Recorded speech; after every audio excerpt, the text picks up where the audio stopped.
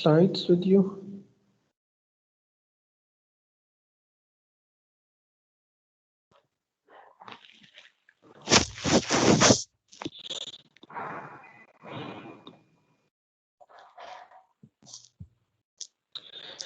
Okay.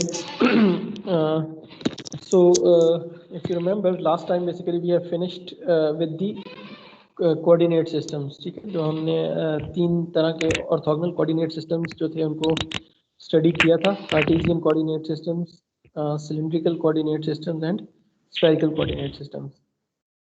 Students अपनी mic off कर लें।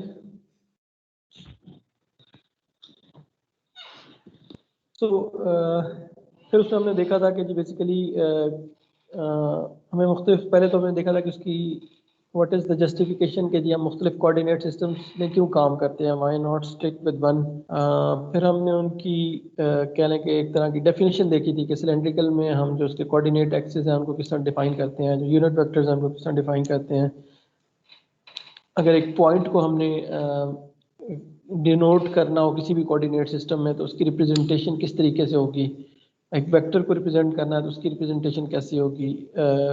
एक पोजीशन वेक्टर फॉर एग्जांपल जो किसी भी पॉइंट की पोजीशन बता रहा है फ्रॉम ओरिजिन, उसकी हमने कहा कि उसकी रिप्रेजेंटेशन तीनों कोऑर्डिनेट सिस्टम में डिफरेंट थी।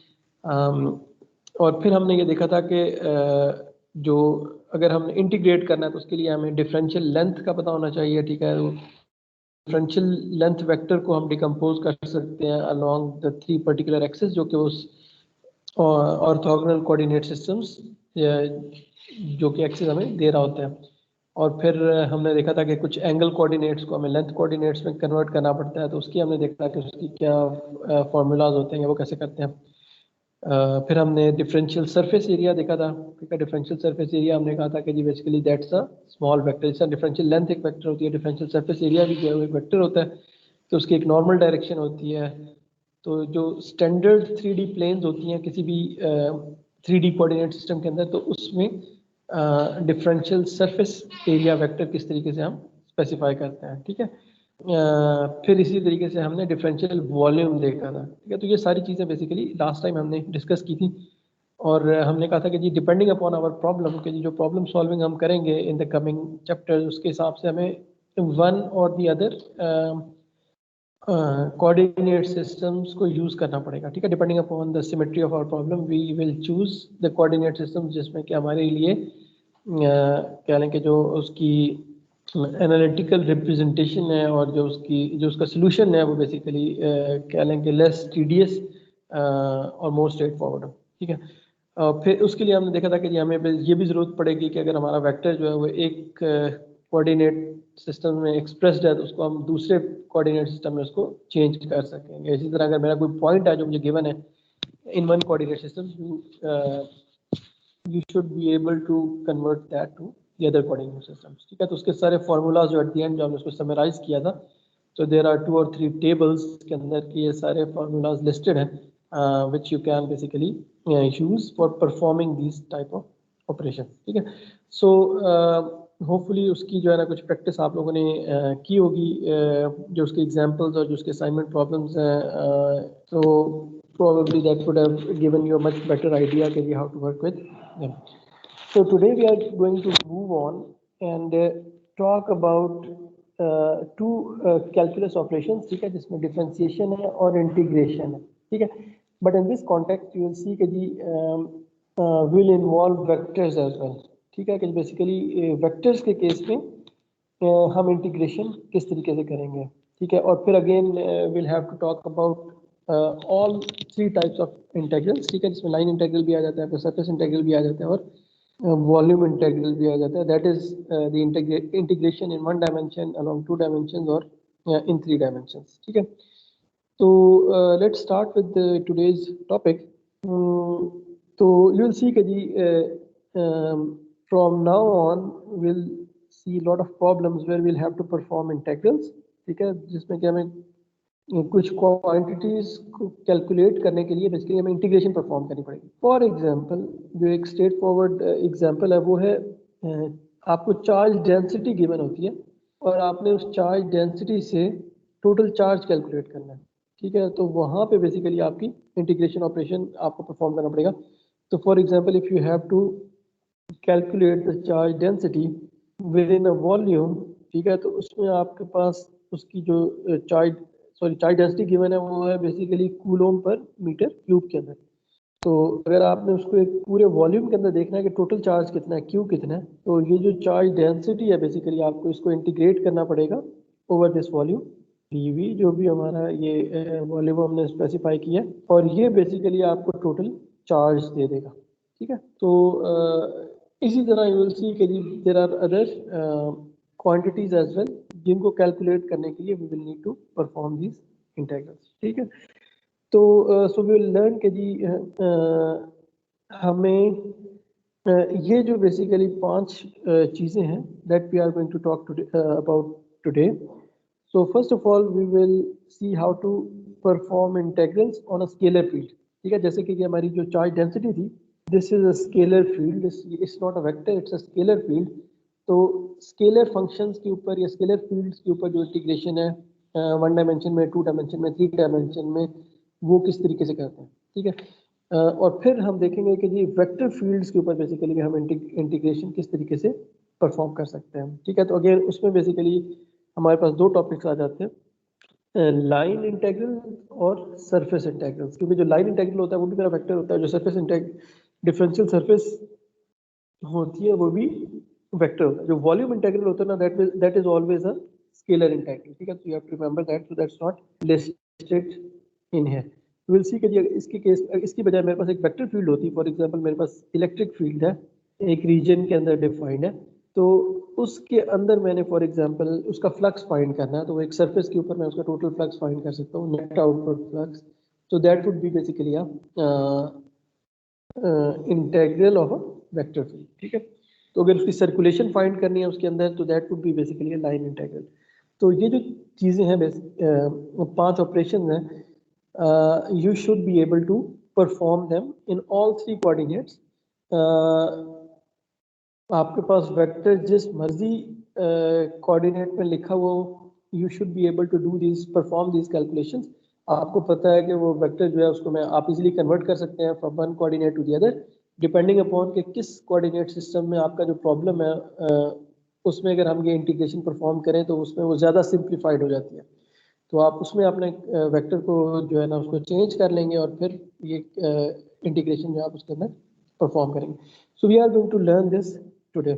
So again, this is very, very important because you are going to use them again and again in the problems that will follow.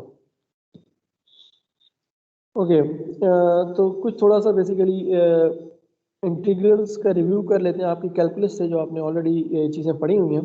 तो स्केलर फंक्शन के केस में लेट्स से कि this F x is a scalar function, ठीक है, and it's in this case basically it's a one dimension integral, so this is basically let's say a function of only x.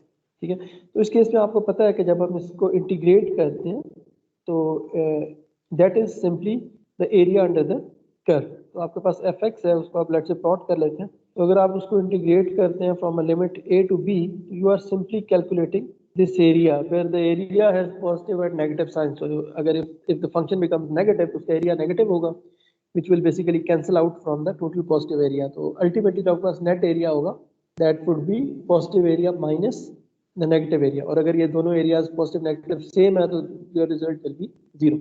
But you already know this कि a single 1D integral of a scalar function is simply area under the curve plot of that function. If you extend this concept to 2D integrals, ठीक है, तो उस case में basically आपके पास क्या है कि जो आपका कह लेंगे 2 डायमेंशनल फंक्शन होता है, function which is a function of X and Y, तो इट अगर मैं उसको प्लॉट करता हूँ तो it forms a surface in the X Y plane. ठीक है, जिसको कि हम सरफेस प्लॉट से रिप्रेजेंट कर सकते हैं। ठीक है, so it will perform this. So इस केस में फॉर एग्जांपल अगर आपके पास एक्स और वाई जो है वो नीचे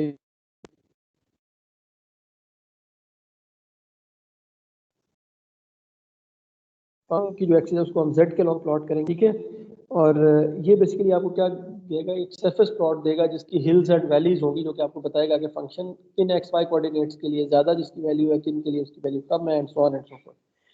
तो अगर इस फंक्शन को हम लेट्स से इंटीग्रेट करते हैं, जब 1D फंक्शन को हमने इंटीग्रेट किया था तो उसने हमें एरिया दिया था। अब ये 2D जो फंक्शन है, जो कि ऑलरेडी एक सरफेस है, अगर मैं इसको इंटीग्रेट करता हूँ in 2 dimensions along X and along Y, ठीक है, तो अगेन इस केस में मेरे पास एक्स की अपनी लिमिट्स हैं, let's say from A to B, and Y की अपनी लिमिट्स हैं which is from C to D. तो उस केस में ये क्या चीज़ होगी, तो दिस यू कैन सी कि जी area under the surface is basically volume. So this integral will give you the volume of under that 2D surface of the function within the limits specified. ठीक है, so this is exactly the same concept of the 1D integral, just we have extended it in 2 dimensions. A 3D integral is a little bit difficult you can say, or counter intuitive in the sense कि जी उसकी आपके पास कोई इस तरह intuitive representation नहीं है कि वो बेसिकली आपको क्या चीज़ दे रहा होता है, but you can think of it as कि जी इट इज़ अगेन हमारे पास एक फंक्शन है जिसको बेसिकली हम सम कर रहे हैं with in a 3D space. यहाँ पे बेसिकली मेरे पास 2D फंक्शन था, तो उसने मुझे उसके एक थर्ड डायमेंशन दे दी थी, एक वॉल्यूम दे दिया था। यहाँ पे मेरे पास ऑलरेडी जो स्पेस है वो एक 3D में स्पेस है, तो उसको जो फंक्शन को जब हम उस 3D में सम करेंगे तो बेसिकली एक 4D एक चीज़ बन जाएगी जिसको कि हम विजुअलाइज नहीं कर सकते, because we can only visualize things in 3 dimension. तो उसकी इस तरह के हम जो है ना इंट्यूटिव विजुअलाइजेशन तो नहीं कर सकते, लेकिन ये है कि it's mathematically basically it's simply the extension of this 2D integral. उसमें ये है कि जी आपका जो फंक्शन है now it's function of x Y and Z, the 3 coordinates, और जब आप उसको इंटीग्रेट करते हैं विद 3 लिमिट्स, एक्स की अपनी लिमिट्स हैं, वाई की अपनी लिमिट्स हैं, जी की अपनी लिमिट्स हैं, तो वो जो फंक्शन है बेसिकली उसकी जो वैल्यू होती है उस पूरी वॉल्यूम के अंदर, हम बेसिकली उस पूरी वैल्यू को सम अप कर रहे होते हैं ओवर दैट एंटायर वॉल्यूम। ठीक है, तो this does not give the volume, और क्योंकि वॉल्यूम तो हम ऑलरेडी उसको स्पेसिफाई कर रहे हैं, एक्स की लिमिट, वाई की लिमिट और जी की limit, but this is called basically the 3D integral of that function. Again, this is very useful because बहुत सारी क्वांटिटीज जो हम इस तरीके से कैलकुलेट कर लेते हैं। जैसे कि अभी मैंने आपको पिछली स्लाइड में एग्जांपल दिया कि जब हम टोटल चार्ज कैलकुलेट कर रहे होते हैं तो उसमें हमें जो चार्ज डेंसिटी फंक्शन होता है, जो कि हमने that's a function of x Y and z, उसको हम किसी भी वॉल्यूम के ऊपर, आर्बिट्रेरी वॉल्यूम के ऊपर जब पूरा इंटीग्रेट करते हैं तो वो हमें टोटल चार्ज दे देता है उस वॉल्यूम में। सिमिलरली यू कैन सी के जी अगर आपके पास मैस डेंसिटी है, चार्ज डेंसिटी, मैस डेंसिटी अगर है जिसको क्या मैस पर यूनिट वॉल्यूम से रिप्रेजेंट करते हैं किसी भी चीज़ की, उसको अगर आप उस 3D वॉल्यूम के ऊपर इंटीग्रेट करते हैं तो उसको आपका टोटल मैस या उसका टोटल मैस वेट दे देगा basically. Okay, so this was basically the concept of review of the concept of the integration in 1D, in 2D and in 3D for scalar functions. तो यहाँ पे अगर आपने note किया होगा तो हमने assume जो फंक्शन अपना assume किया था that was scalar, तो हमने यहाँ पे यानी कि अभी तक जो है ना वेक्टर्स को किस तरह इंटीग्रेट करना है उसकी डिस्कशन तक अभी हम नहीं पहुँचे। So let's look at a few examples to understand this. So for example, let's look at an example of a triple integral, ठीक है, which is basically the volume integral. The volume integral में वो 3 dimension में होता है तो उसको हम ट्रिपल इंटीग्रल भी कह देते हैं इन कार्टेशियन कोऑर्डिनेट सिस्टम्स। ठीक है, तो अब इस केस में ये है कि मेरे पास एक फंक्शन गिवन है, the function is f(x,y,z) is equal to kz, where k is a constant. ठीक है, so this function is only a function of z. ठीक है, so in other words for x and y the function is constant, or the function मतलब function is independent of x and y. इसको basically हमने evaluate करना है over the volume that is basically shown in this diagram over here. So you can see that this is a regularly shaped volume. Yeah, this is a cube जिसमें मेरी जो x dimension है, so let this is the x axis, this is the y axis and this is the z axis. तो जो मेरी x और y और z के अलॉन्ग इस क्यूब की जो लेंथ है, यू कैन सी कि जी वो 4 यूनिट्स है, जो भी उसके यूनिट्स है, सेंटीमीटर है, मीटर है, व्हाटएवर। सो जो मेरी x की वेरिएशन है वो बेसिकली 0 से 4 है, and similarly my y variation is also from 0 to 4 and the z variation is also from 0 to 4. तो ये बेसिकली x और y और z जो मिला के एक वॉल्यूम बना रहे हैं, क्यूब बना रहे हैं. हम चाह रहे हैं कि ये जो मेरा फंक्शन के z है, हम इसको इसके ऊपर इंटीग्रेट करके देखें कि अच्छा इसका जो इसके दो स्टेप्स हैं. तो पहला स्टेप तो यही है कि आप अपना फंक्शन देखें कि फंक्शन है क्या. ठीक है, उसके क्योंकि यहाँ पे हम स्केलर फंक्शंस की बात कर रहे हैं, तो आपने ये देखना है कि वो फंक्शन जो है वो किस किस कोऑर्डिनेट का फंक्शन है. ठीक है, और फिर ये है कि आपने इंटीग्रेशन रेंज जो है वो इन टर्म्स ऑफ 3 वेरिएबल्स डिफाइन कर लेनी है कि अच्छा मैं मेरी रेंज ऑफ इंटीग्रेशन क्या है. तो यू कैन सी कि उसके बाद जो है what you have to do is basically you have to perform this integration. तो my function was kz, तो उसको मैंने यहाँ पे लिख लिया और उसको मैंने dv which is basically my difference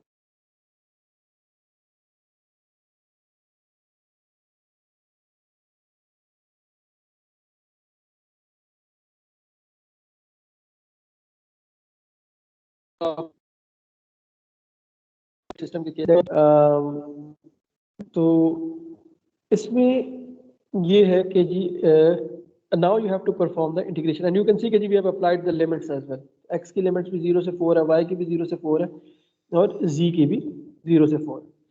तो अच्छा, इसमें यहाँ पे एक चीज़ ये है कि ये जो इसकी ऑर्डर ऑफ इंटीग्रेशन है ना, दिस डजंट मैटर. ठीक है, जब आप 2D इंटीग्रेशन या 3D इंटीग्रेशन कर रहे हैं तो उस केस में इट डजंट मैटर कि आप पहले x को इंटीग्रेट कर रहे हैं या पहले y को इंटीग्रेट कर रहे हैं या पहले z को. आप उसको किसी ऑर्डर में भी इंटीग्रेट कर सकते हैं. In fact you will try to do it in the manner के which is the simplest possible for you. अगर लेट्स से कि कुछ फंक्शंस कैंसिल आउट हो रहे हैं तो प्रोबेबली आप उनको पहले कैंसिल आउट करके उसकी इंटीग्रेशन पहले करना चाहेंगे. लेकिन ये है कि अल्टीमेटली द फाइनल रिजल्ट के ऊपर order does not matter. It doesn't matter कि आप उसको dy multiplied by dx multiplied by dz लिखा हुआ है या dz पहले लिखा हुआ है, dx dy बाद में लिखा हुआ है.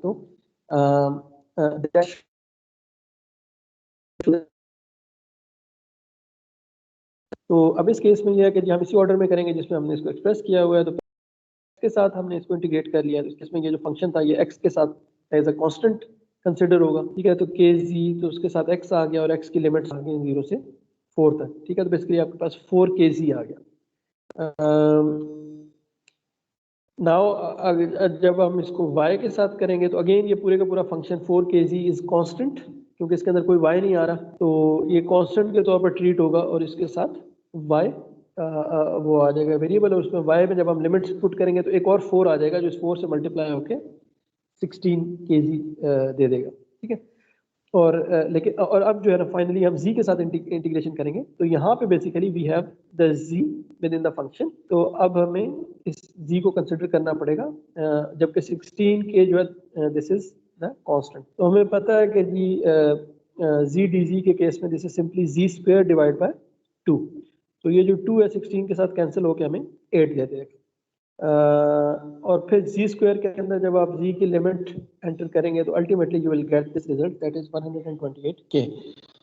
सो यू कैन सी कि जी ये तो बेसिकली एक सिंपल सी इंटीग्रेशन थी जिसमें कि आपकी जो लिमिट्स थी वो भी कांस्टेंट थी, स्ट्रेट फॉरवर्ड थी, फंक्शन भी सिंपल था, सिर्फ एक ही वेरिएबल के साथ था. क्योंकि this is the first example, so we have started with the simple things so that we can gradually move on and introduce more complexity in the later exams. So now we can look at an example where we do this volume integration for a in the cylindrical coordinates. ठीक है, तो इसमें again सबसे पहले एक simple example ले लेते हैं. उसमें ये कहते हैं कि जी अच्छा आप using triple integral derive the formula for the volume of a cylinder. ठीक है, अगर मेरे पास एक सिलेंडर है जिसके की रेडियस लेट से r है या सॉरी a है, a उसका रेडियस है, हाइट जो है उसकी वो h है. तो हमें पता है कि उसका वॉल्यूम क्या होता है पाई a स्क्वायर h. क्योंकि यहाँ पे हमने इसको r नहीं कंसिडर किया क्योंकि r तो मेरा वेरिएबल है जिसकी रेंज हमने चेंज करनी है, तो इसलिए हमने यहाँ पे रेडियस को a ले लिया. तो we already know, we have seen this in the geometry class के जी जो सिलेंडर का वॉल्यूम होता है वो क्या होता है, पाई ए स्क्वायर एच, या जो भी उसका रेडियस है, radius square times the height multiplied by pi. तो अब हमने ये देखना है कि क्या ये चीज़ बेसिकली हम अपने डिफरेंशियल वॉल्यूम जो हमने लिया था, ठीक है, सिलेंड्रिकल कोऑर्डिनेट्स के केस में, तो अगर आपको याद हो तो वहाँ पे बेसिकली हमारे पास are D theta D phi, ठीक है, क्योंकि ये जो मेरे पास डी थी, ठीक है, तो R D theta D phi ये मेरा डिफरेंशियल वॉल्यूम एलिमेंट था इन द सिलेंड्रिकल कोऑर्डिनेट्स। अच्छा, अगर आप सिंपल डिफरेंशियल वॉल्यूम लें और इसको इंटीग्रेट कर लें उसकी लिमिट्स के साथ, तो this gives you the total volume. यहाँ पे आप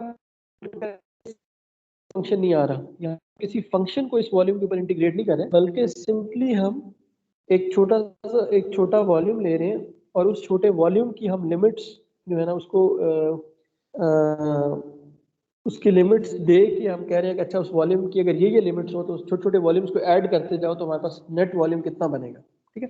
तो प्लीज इसमें यहाँ पे ये देखें कि this integration is different from this integration जो यहाँ पे हमने किया था, क्योंकि यहाँ पे हमारे पास एक फंक्शन था और उस फंक्शन को हमने एक वॉल्यूम के ऊपर इंटीग्रेट किया था, जबकि यहाँ पे हमारे पास कोई फंक्शन नहीं है, हम सिर्फ टोटल वॉल्यूम जो है उसको कैलकुलेट करना चाह रहे हैं। हम देख रहे हैं कि अच्छा उसका हमारे पास रिजल्ट क्या आता है, तो हमने सिंपली एक डिफरेंशियल वॉल्यूम ले लिया और उसको बेसिकली उसकी लिमिट्स के ऊपर हम इंटीग्रेट कर रहे हैं। तो then in this case you can say कि जी the function is equal to 1, ठीक है, और there is no function, so this will give you basically the total volume. But if there was a function, तो in that case the interpretation would be different, because उस case में हम उस function को integrate कर रहे हैं उस वॉल्यूम के ऊपर, तो of course वो एक वॉल्यूम नहीं देगा वो, बल्कि उस फंक्शन की समेशन दे रहे हैं हमें ओवर दैट वॉल्यूम। जिस केस में जैसे हमने एग्जांपल देखी थी कि अगर वो हमारे पास डेंसिटी फंक्शन है तो वो हमें मास दे देगा या चार्ज दे देगा, ठीक है, तो that is not the volume that we, तो please keep that in mind. अच्छा, इस केस में सबसे पहले तो हम अपनी लिमिट्स डिफाइन कर लेते हैं, ठीक है। अगर मेरे पास सिलेंडर है, अगर आपको याद हो तो इसका जो डिफरेंशियल वॉल्यूम था उसमें मेरे पास तीन जो है कोऑर्डिनेट्स हैं, ठीक है, आर थीटा एंड जी। इसमें यहाँ पे उसको थीटा लिखा है लेकिन जनरली हम इसको फाई कंसिडर करते हैं, राइट। तो इस केस में आर की जो मेरे पास लिमिट्स है, मुझे पता है कि मेरे सिलेंडर का जो रेडियस है वो ए है, तो इसका मतलब है कि मेरा जो वॉल्यूम है वो 0 से लेकर ए तक वेरी कर सकता है। इस वॉल्यूम के अंदर जो आर की वैल्यू है वो 0 से लेकर ए तक वेरी कर सकती है। इसी तरह जो हाइट है वो वॉल्यूम के अंदर 0 से लेकर एच तक वेरी कर सकती है, तो that is the limit of the Z coordinate. और जो मेरा फाई या थीटा है बेसिकली दैट इज उसकी जो लिमिट्स है वो 0 से लेकर 2 पाई तक है, ठीक है। तो अब यहाँ पे इसकी जो इंटीग्रेशन है वो स्ट्रेट फॉरवर्ड है। इसको हमने यहाँ पे तीनों को एट अ टाइम कर लिया है इसमें, क्योंकि कोई ऐसा फंक्शन नहीं है जो कि एक दूसरे का कह लें कि फंक्शन हो, वरना ये होता है कि आप पहले एक को करते हैं फिर उसके बाद दूसरे को करते हैं। लेकिन बहरहाल you can do this as well, ठीक है। तो इसमें यह है कि हम यहाँ पे डी थीटा को इंटीग्रेट कर रहे हैं, यहाँ पे डी आर को इंटीग्रेट कर, सारी टर्म्स हमने सेपरेट कर ली, ठीक है। तो यहाँ पे सिंपली थीटा आ गया और उसकी जब लिमिट्स पुट की 0 से 2 पाई, तो उसके बाद हमारे पास 2 पाई फैक्टर आ गया, ठीक है। यहाँ से 2 पाई फैक्टर आ गया, ये मेरे पास जो r था that becomes r square by 2, ठीक है। और जब इसमें हमने a पुट किया तो that becomes a square divide by 2। तो ये जो 2 था ये बेसिकली इस 2 के साथ कैंसिल आउट हो गया। तो यहाँ पे मेरे पास z था, तो z बेसिकली यहाँ पे z आ गया था इस इंटीग्रेशन के बाद, और z इंटीग्रेशन जो है उसमें अगर आपने जब इसकी लिमिट्स पुट की तो यहाँ से मेरे पास h आ गया। तो ultimately what we get is pi r square h, and we know कि this is basically the formula for the volume of a cylinder. तो यू कैन सी कि जी आप डिफरेंशियल वॉल्यूम एक सिंपल लेके उसको अगर आप इंटीग्रेट कर लें विद इन उसकी जो लिमिट्स के, तो ultimately you should get the same formula. You can actually try it with the volume of a sphere as well. आपको पता है कि स्फीयर का जो वॉल्यूम होता है वो होता है 4 pi, if the radius is a तो 4 pi a square divide by 3 शायद मेरे ख्याल में, आई थिंक। तो आप इसमें भी जो है ना उसको स्फेरिकल कोऑर्डिनेट के अंदर उसका एक डिफरेंशियल वॉल्यूम लेके उसको इंटीग्रेट करें, उसकी लिमिट्स डालें थीटा की 0 से पाई तक, फाई की 0 से 2 पाई तक, और कैपिटल आर की 0 से ए तक, तो you should get the same formula. Okay, now let's look at integration of a function over a volume। ठीक है, पीछे तो हमने सिंपली एक डिफरेंशियल वॉल्यूम को इंटीग्रेट किया था, अब यहाँ पे हम एक फंक्शन को इंटीग्रेट करेंगे एक वॉल्यूम के ऊपर। ठीक है, तो इसमें प्रॉब्लम हमारा क्या कह रहा है, वो ये कह रहा है कि जी we have a cloud of electrons confined in a region between two spheres of radii 2 and 5 centimetre. तो मेरे पास एक इनर स्फीयर है जिसका जो रेडियस है लेट्स से वो 2 सेंटीमीटर है, और एक आउटर स्फीयर है जिसका रेडियस है वो बेसिकली 5 सेंटीमीटर है। ठीक है, और ये मुझे कह रहा है कि इन स्फीयर्स के ये जो अंदर वाला एंड वी आर अज्यूमिंग कि जी वो बेसिकली कंसेंट्रिक स्फीयर्स हैं, तो ये जो रीजन है, ठीक है, जो बाहर वाले स्फीयर के बाहर, सॉरी अंदर वाले स्फीयर के बाहर और बाहर वाले के अंदर, ये जो इंटरनल इन दोनों के दरमियान का रीजन है, इसके अंदर मेरे पास एक चार्ज डेंसिटी पड़ी हुई है जो कि इस फंक्शन से हम जिसको लिख सकते हैं। ठीक है, a by r4 into cos square पाई।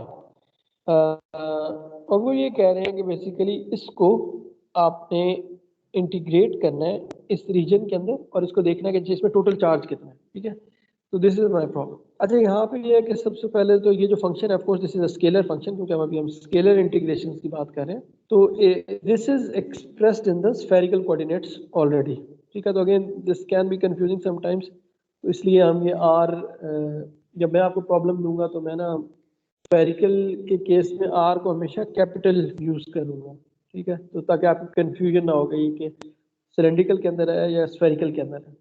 तो यहाँ पे जो आर है basically this is the radius, ये जो स्फेरिकल रेडियस होता है मतलब उसको वो कोऑर्डिनेट है, पाई कोऑर्डिनेट है, और थीटा का ये फंक्शन नहीं है। ठीक है, तो इट्स इंडिपेंडेंट ऑफ थीटा। तो अब इसको बेसिकली हमने इंटीग्रेट करना है कि मेरे पास चार्ज डेंसिटी है, इसको इंटीग्रेट करना है over the volume. The volume की लिमिट्स जो है वो हमने बेसिकली खुद बतानी है। ये प्रॉब्लम ने हमें ये स्पेसिफाई कर दिया कि इस रीजन के अंदर हमने उसको इंटीग्रेट करना है, लेकिन ये है कि इस रीजन की के केस में मेरी लिमिट्स क्या बनेंगी। तो यू कैन सी के जी बेसिकली इसमें लिमिट्स क्या बनेंगी। मेरे पास जो आर है वो तो बिटवीन 2 to 5 है, R is greater than 2 and less than and equal to 5, क्योंकि मैं इस रीजन में उसको इंटीग्रेट कर रहा हूँ। जो थीटा और फाई है वो चूंकि वो पूरे स्फीयर के अंदर ये एरिया कवर हो रहा है, तो उनकी अपनी पूरी लिमिट्स होंगी। थीटा 0 से पाई तक होगा और फाई जो है उसकी जो लिमिट्स होगी वो 0 से 2 पाई तक होगी। ठीक है, तो ये मेरी लिमिट्स ऑफ इंटीग्रेशन है for all the 3 variables in the spherical coordinate system. तो यू कैन सी के जी दिस इज द केस। ठीक है, फाई की वैल्यू 0 से 2 पाई है, थीटा की वैल्यू 0 से पाई है, और आर की वैल्यू बेसिकली 0.02 से 0.05 है। तो हमने सेंटीमीटर को बेसिकली मीटर्स में कन्वर्ट कर लिया, क्योंकि यहाँ पे आपके पास ये रेडिया जो थे ये सेंटीमीटर्स में गिवन थे, तो हमने standard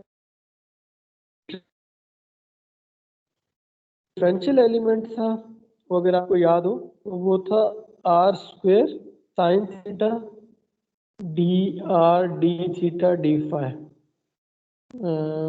D theta D phi.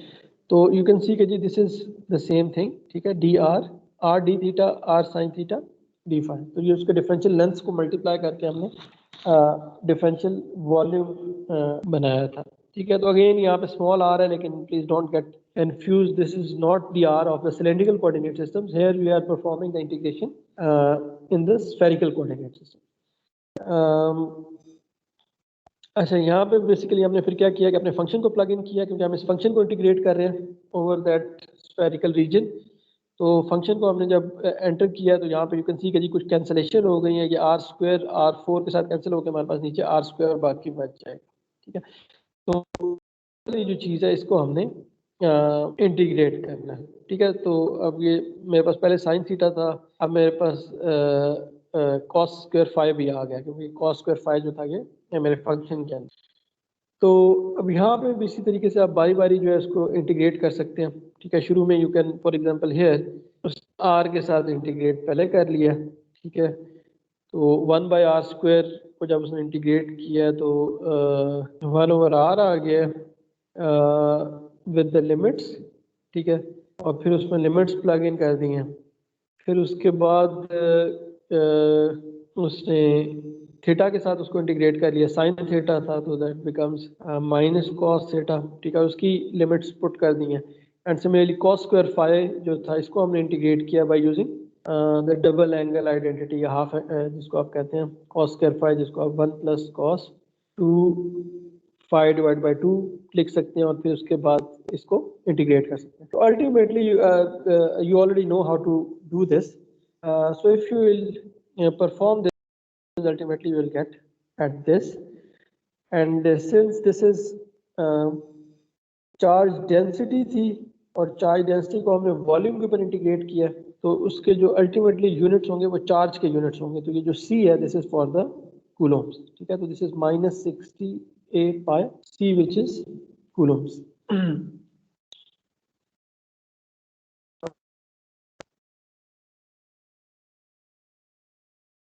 तो ये चीज आपने देखनी है कि चार्ज डेंसिटी के यूनिट से कूलोम्स पर मीटर क्यूब, ठीक है। तो वॉल्यूम ये जो जिस चीज के ऊपर हम इंटीग्रेट कर रहे थे वो डीवी वो वॉल्यूम था, वॉल्यूम के यूनिट्स क्या होते हैं metre cube.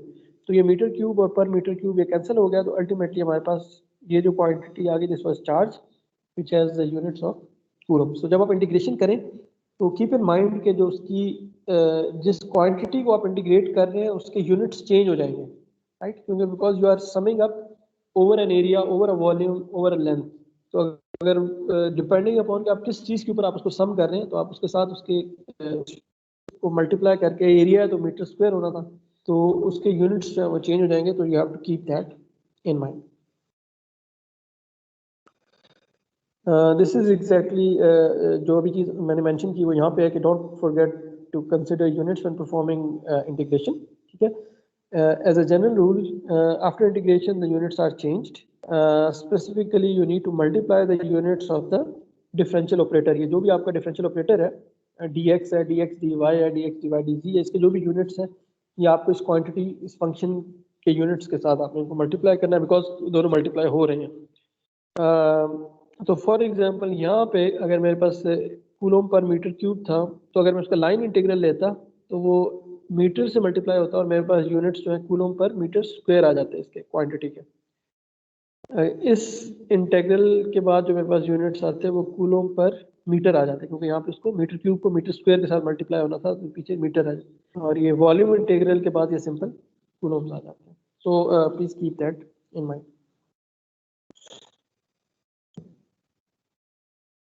Okay, so let's look at this example. So this is a little bit more complicated.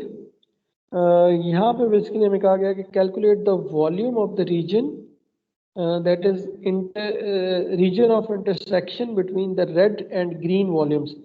ठीक है, तो मेरे पास एक red जो है ये cylindrical volume है, ठीक है, जो कि एक सिलेंडर है, और इसी तरह जो मेरे पास एक ग्रीन में ये एक पैराबोलिक किस्म का वॉल्यूम है, जिसको कि इस पैराबोलिक रिलेशन से हम इसको बेसिकली एक्सप्रेस कर सकते हैं, ठीक है।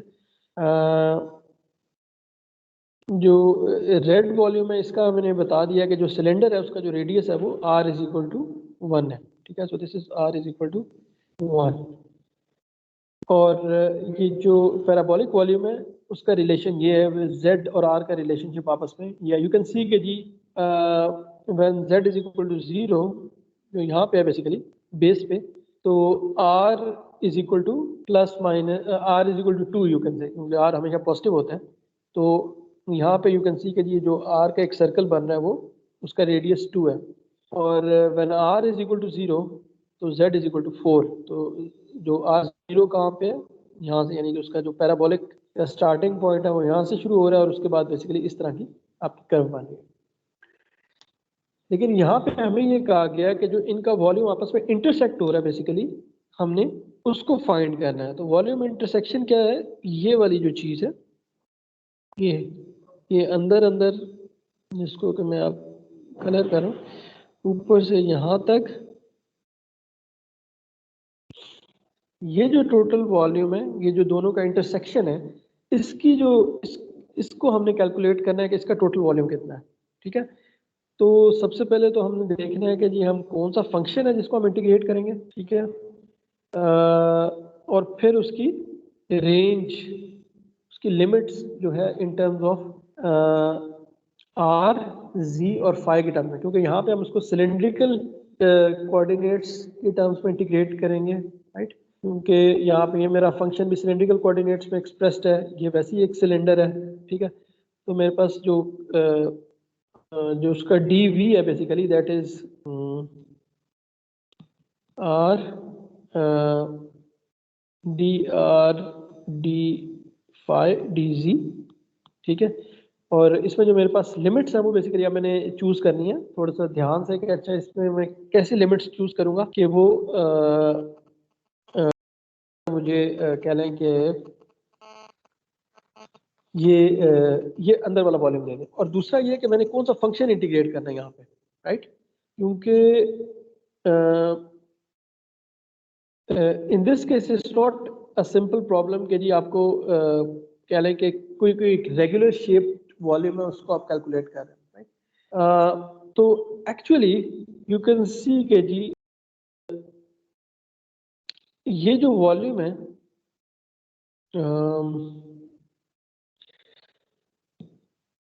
इसमें अगर हम ये वाला फंक्शन अज्यूम करें z is equal to 4 minus R square, ठीक है। तो ये बेसिकली इस कर्व का फंक्शन है, ये जो पैराबोलिक शेप बन रही है इसका ये फंक्शन है z is equal to 4 minus R square, ठीक है। अगर आप इसकी वैल्यू इसमें कह लें कि आप r की मुख्तलिफ वैल्यूज को पुट करते जाएंगे ना तो आपके पास ये शेप आ जाएगा, राइट। तो इसमें अगर हम इसको इंटीग्रेट करें इस z को लेके ओवर अ सिलेंड्रिकल वॉल्यूम हम इंटीग्रेट कर लें और उसमें रेंज जो है ना हम इसकी वो रिस्ट्रिक्ट कर लें, क्योंकि हम इसके पूरे का पूरा जो वॉल्यूम है वो कैलकुलेट नहीं करना चाह रहे हैं, ठीक है ना। अगर हम इसको पूरा जो है ना डीवी के साथ इंटीग्रेट कर लें ओवर ऑल लिमिट्स तो उस केस में हमें इसका पूरा वॉल्यूम मिल जाना था। लेकिन इस केस में हमने ये सिर्फ अंदर वाला वॉल्यूम लेना है, तो उस केस में हमारी जो लिमिट्स है वो क्या हो जाएंगी, जो फॉर एग्जांपल मेरा आर है वो 0 से लेकर 1 तक रहेगा, क्योंकि हमारे पास जो मैक्सिमम आर है वो 0 से 1 तक वेरी कर रहा है, ठीक है। जो मेरे पास फाई है वो चूंकि हम पूरे उसको कह लें कि सर्कल में उसका हम पूरा वॉल्यूम देख रहे हैं, तो फाई की तो लिमिट्स पूरी होंगी 0 से लेकर 2 पाई तक, ठीक है। और जो हाइट की लिमिट्स हैं वो अगर आप देखें तो वो कहाँ से कहाँ तक है, वो 0 से लेकर 4 तक है, ठीक है। क्योंकि यहाँ पे इसका जो 4 जो है ये पीक पॉइंट है, तो जो इसमें z है वो बेसिकली 0 से 4 तक है। तो इस केस में ये वाला जो मेरा फंक्शन है इसको हमने, ठीक है, using in the cylindrical coordinate systems, तो जो डी वी है वो बेसिकली हमने सिलेंड्रिकल कोऑर्डिनेट्स वाला लेना है और ये बेसिकली हमारी लिमिट्स होंगी। तो if will take this limits तो ultimately basically we will get this internal volume.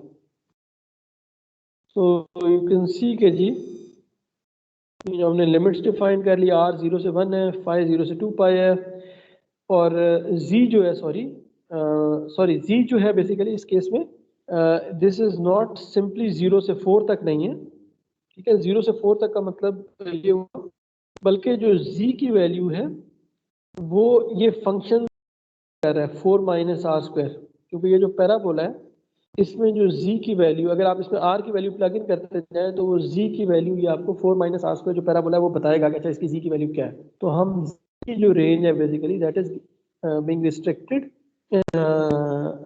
by this function of this paraboloid function. तो the rest part is straightforward, ठीक है। एक वॉल्यूम इंटीग्रल हमने कैलकुलेट कर लिया है, ये हमारे पास उसका dv आ गया, ठीक है। और यहाँ पे हमने जो है उसकी लिमिट्स प्लग इन कर दी हैं, ठीक है। फाई की वैल्यू 0 से 2 पाई, आर की वैल्यू 0 से 1 और z की जो वैल्यू है वो बेसिकली 0 से 4 माइनस आर स्क्वायर, ठीक है।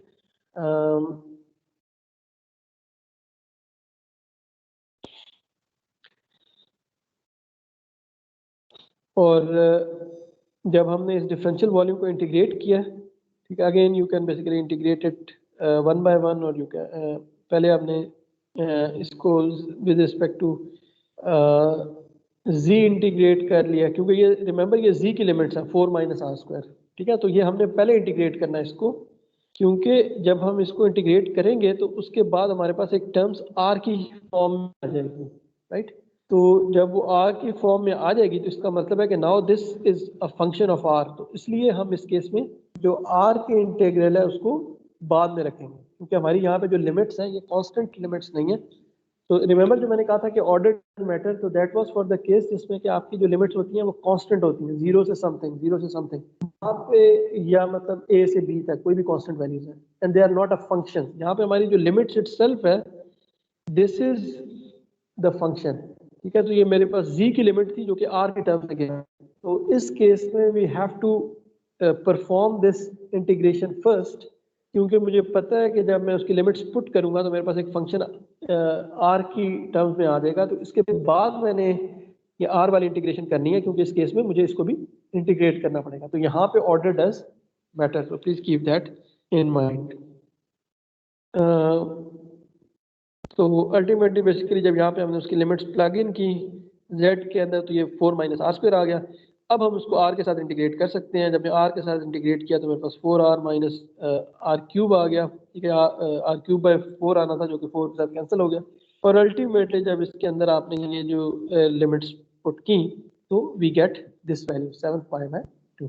तो यू कैन सी कि जी ये वाला जो प्रॉब्लम था, this was actually not that straight forward. इसमें ये नहीं था कि आपको फौरन जो है ना नजर आ रहा है, उसमें you need quite little bit of thinking के जी, जिसमें आप देखने के लिए कि अच्छा यहाँ पे मैं बेसिकली मेरा प्रॉब्लम क्या चीज़ है, मैं एक्चुअली क्या फाइंड करना चाह रहा हूँ।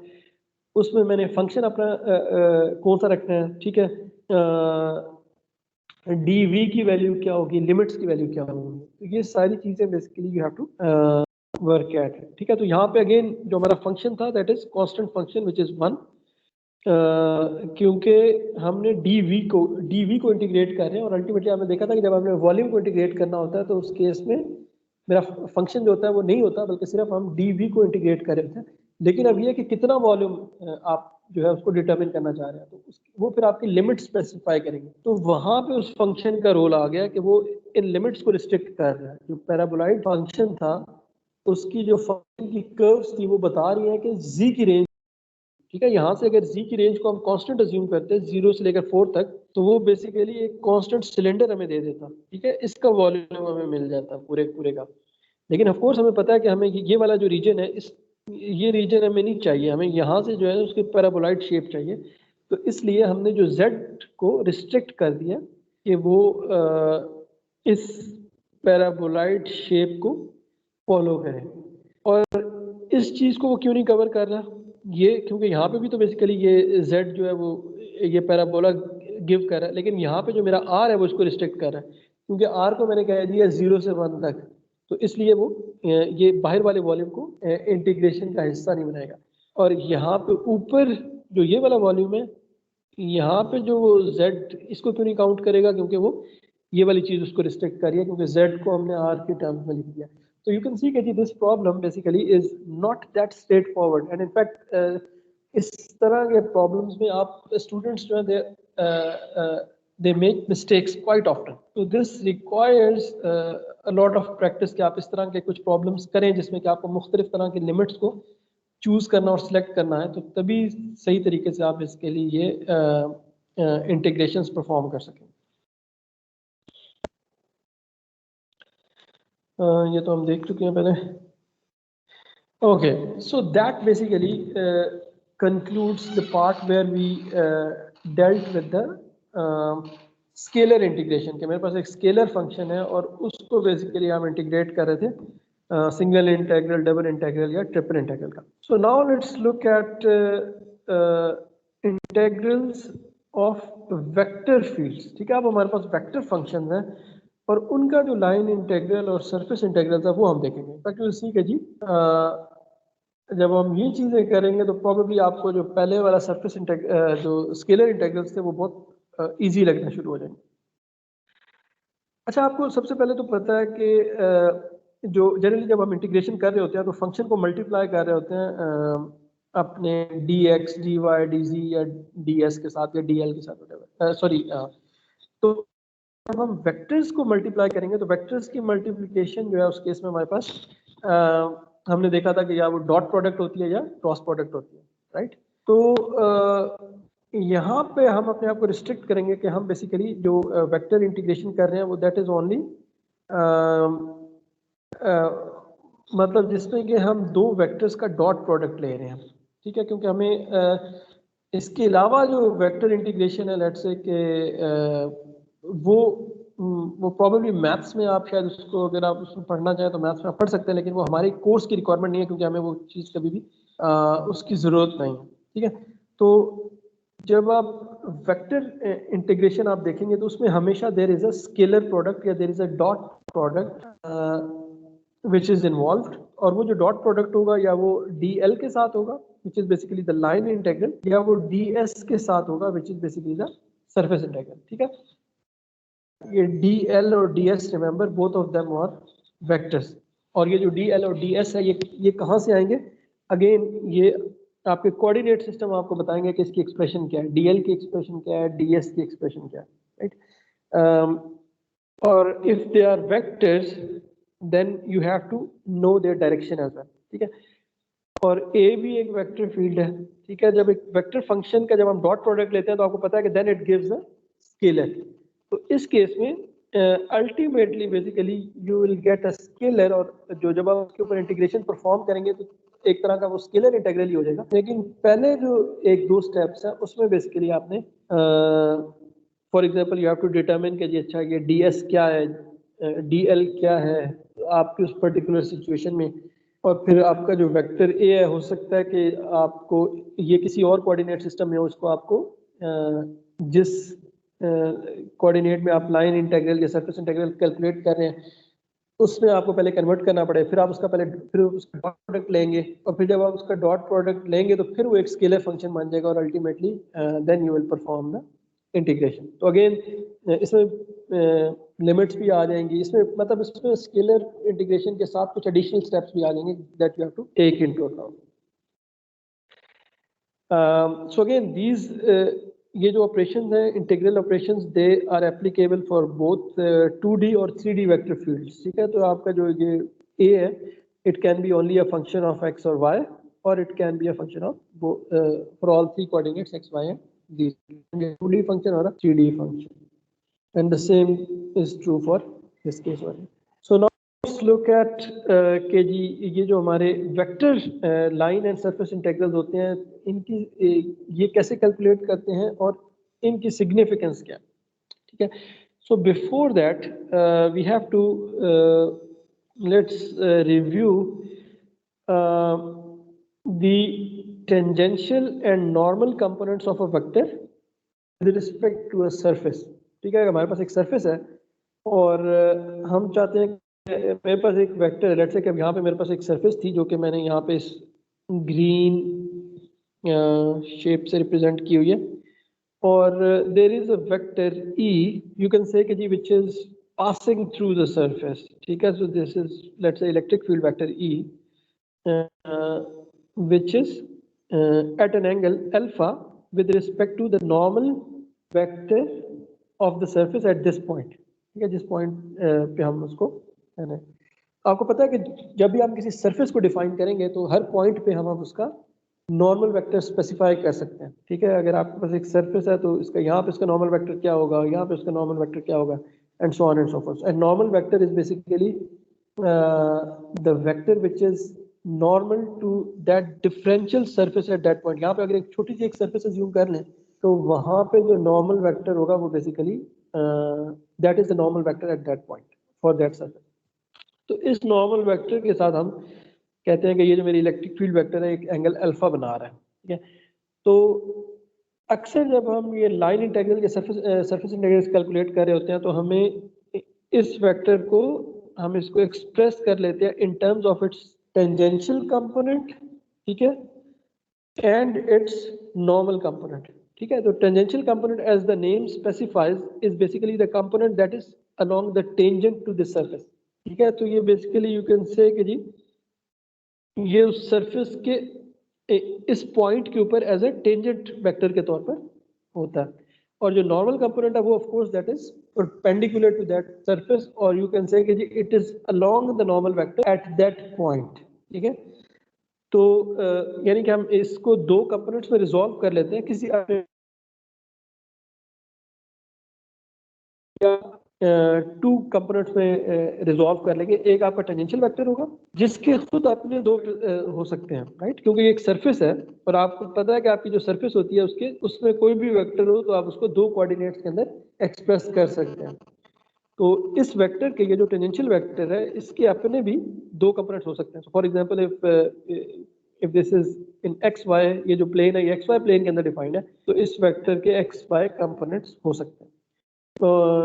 और ये जो नॉर्मल वेक्टर है, of course this would be along the normal vector. तो अगर आप इसको in terms of normal vector लिखेंगी तो फिर ऑफ कोर्स ये जो है ना इसमें अगर आपके पास नॉर्मल वेक्टर है तो आप उसकी टर्म्स में उसका नॉर्मल कंपोनेंट एक्सप्रेस कर सकते हैं।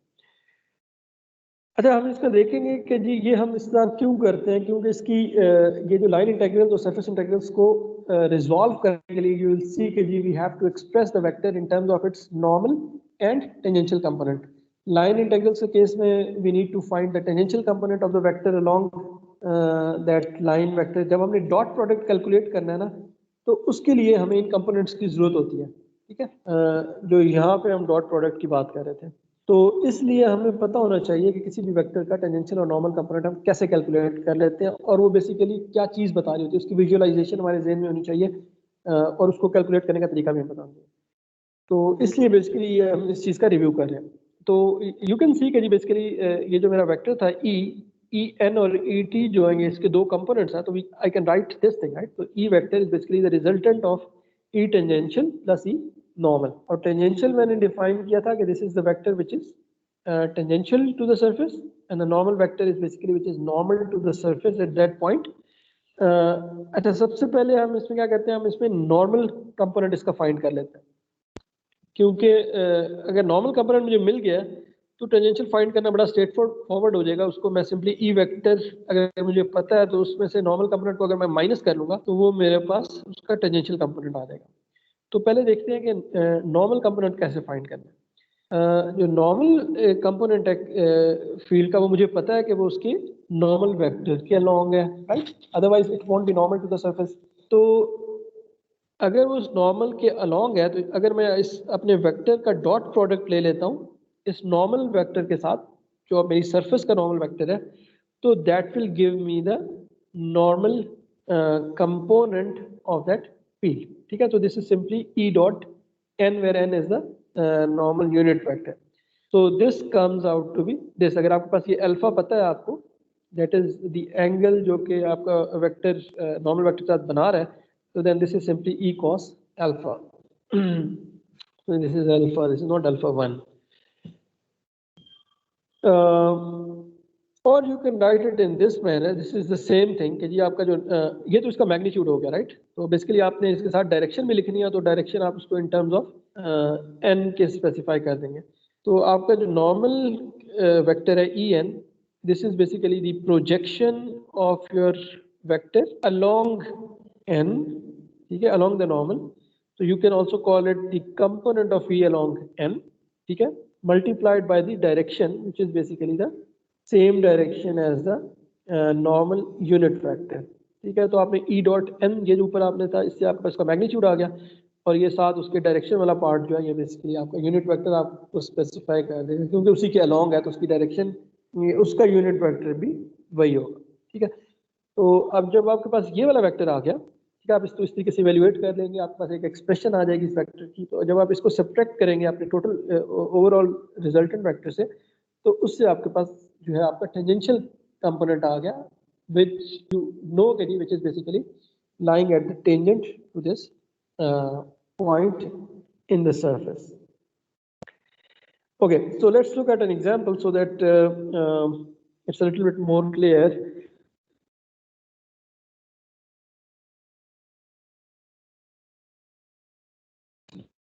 Key points which are not in the to define a plane, क्योंकि आपके पास अगर दो पॉइंट्स हैं तो उन दो को जो चीज मिला रही है वो तो एक लाइन है। अगर आप एक तीसरा पॉइंट भी ले लेते हैं तो फिर now you have basically 2D plane, ठीक है। तो अगर आपके पास तीन पॉइंट्स हैं जो कि एक लाइन के अंदर नहीं है, तो देन बेसिकली यू कैन उससे आप जो अपनी 2D प्लेन है, 2D सरफेस है, उसका नॉर्मल वेक्टर कैलकुलेट कर सकते हैं, ठीक है। सो इसमें क्या है कि हमारे पास पहला तो ये है कि उसमें पॉइंट्स हमें गिवन है, तो उसने कहा कि जी आप अपना सरफेस नॉर्मल वेक्टर फाइंड कर लें, ठीक है। ये जो 3 पॉइंट्स जो मिलके एक सरफेस बना रही हैं, एक प्लेन बना रही हैं, तो उसका नॉर्मल वेक्टर क्या होगा, ठीक है। और फिर हमें एक वेक्टर गिवन है, ठीक है, which has 3 components in x, y and z coordinates and we are say हमें कहा गया कि इस वेक्टर का टेंजेंशियल कंपोनेंट और नॉर्मल कंपोनेंट, ठीक है, A T and A N जो है ये फाइंड करें with respect to this surface, जो जिसके बारे में ऊपर हमें इंफॉर्मेशन गिवन है, ठीक है। तो ऑफ कोर्स उसके लिए हमें क्या चाहिए, पहले तो इस फंक्शन का इस सरफेस का नॉर्मल वेक्टर चाहिए, क्योंकि जब मेरे पास नॉर्मल वेक्टर होगा तो फिर मैं क्या करूंगा, ए डॉट एन कैलकुलेट करूंगा। तो ए डॉट एन जो है वो बेसिकली मुझे ए एन दे देगा, और मेरे पास ए एन जब आ गया तो उससे मैं ए माइनस ए, तो सबसे तो नॉर्मल वेक्टर हम कैसे फाइंड कर सकते हैं, अगर आपको तो जो मेरे पास होता है इसका, when I take the cross product of the two, this results in a vector which is normal to both these vectors, right? तो उस केस में जो मेरा रिजल्टेंट वेक्टर होता है c, it is basically in the normal direction to both a and b, ठीक है। इसका मतलब ये है कि अगर मैं इस सरफेस के अंदर जो जो मेरे इन 3 पॉइंट्स से डिफाइंड है, इसके अंदर अगर मैं 2 वेक्टर्स डिफाइन कर लेता हूँ जो कि उस सरफेस के अंदर लाई कर रहे हैं, और अगर उन दोनों का मैं क्रॉस प्रोडक्ट ले लेता हूँ, ठीक है, तो that will give me the normal vector which is perpendicular to that surface, क्योंकि वो उन दोनों के परपेंडिकुलर होना चाहिए। और क्रॉस प्रोडक्ट मुझे पता है कि वो जो मुझे वेक्टर देता है वो उन वेक्टर्स के परपेंडिकुलर ही होगा, और चूंकि वो दोनों वेक्टर सरफेस के अंदर लाई कर रहे हैं तो इसका मतलब है कि वो वेक्टर सरफेस के भी परपेंडिकुलर होगा। तो I hope you are following the reasoning over there. तो अब यहाँ से मुझे ये तो पता लग गया कि किसी भी 2 वेक्टर्स का परपेंडिकुलर वेक्टर या नॉर्मल वेक्टर कैसे फाइंड करते हैं। अब सवाल ये है कि ये 2 वेक्टर्स मैं कैसे फाइंड करूँ इस प्लेन के अंदर, तो वो बड़े स्ट्रेट फॉरवर्ड है। मेरे पास 2 पॉइंट्स है पी क्यू, तो मैं पी क्यू वेक्टर जो है वो डिटरमिन कर सकता हूँ। मेरा पी क्यू वेक्टर क्या है, क्यू माइनस पी, क्यू के कोऑर्डिनेट्स को मैं पी से माइनस करता जाऊँ तो मेरे पास पी क्यू वेक्टर आ जाएगा। 3 minus 1 is 2, 1 minus minus 2 is 3, और 4 माइनस 0 इज 4। तो ये मेरे पास एक वेक्टर आ गया जिसको आप कह सकते हैं P Q vector, which is starting from point P and ending at point Q. And similarly I can take these 2 points and find a Q R vector, ठीक है। क्यू आर वेक्टर जो है ये क्या होगा कि इसका स्टार्ट क्यू से स्टार्ट कर रहा है और आर पे एंड कर रहा है। मुझे पता है कि ये तीनों पॉइंट्स एक लाइन के अंदर नहीं है, इसका मतलब ये है कि इसकी डायरेक्शन डिफरेंट होगी, अदरवाइज तो इनका जो क्रॉस प्रोडक्ट है वो 0 हो जाएगा, राइट। ओके, सो क्यू आर जो है इसमें अगेन आर माइनस क्यू हमने करना है। 0 minus 3 is -3, -1 is -2 and 2 -4 is -2। तो मेरे पास दूसरा वेक्टर आ गया -3 -2 -2, ठीक है। अब मेरे पास ये 2 वेक्टर्स आ गए P Q and Q R, तो अब मैं सिंपली इनका क्रॉस प्रोडक्ट ले लेता हूँ। मुझे पता है इनका क्रॉस प्रोडक्ट कैसे लेना है, उसका तरीका मुझे ऑलरेडी पता है। तो उससे मेरे पास एक वेक्टर आ जाएगा which is perpendicular to both these vectors, ठीक है। सो लेट्स लुक एट के इसका सोल्यूशन हमने कैसे किया।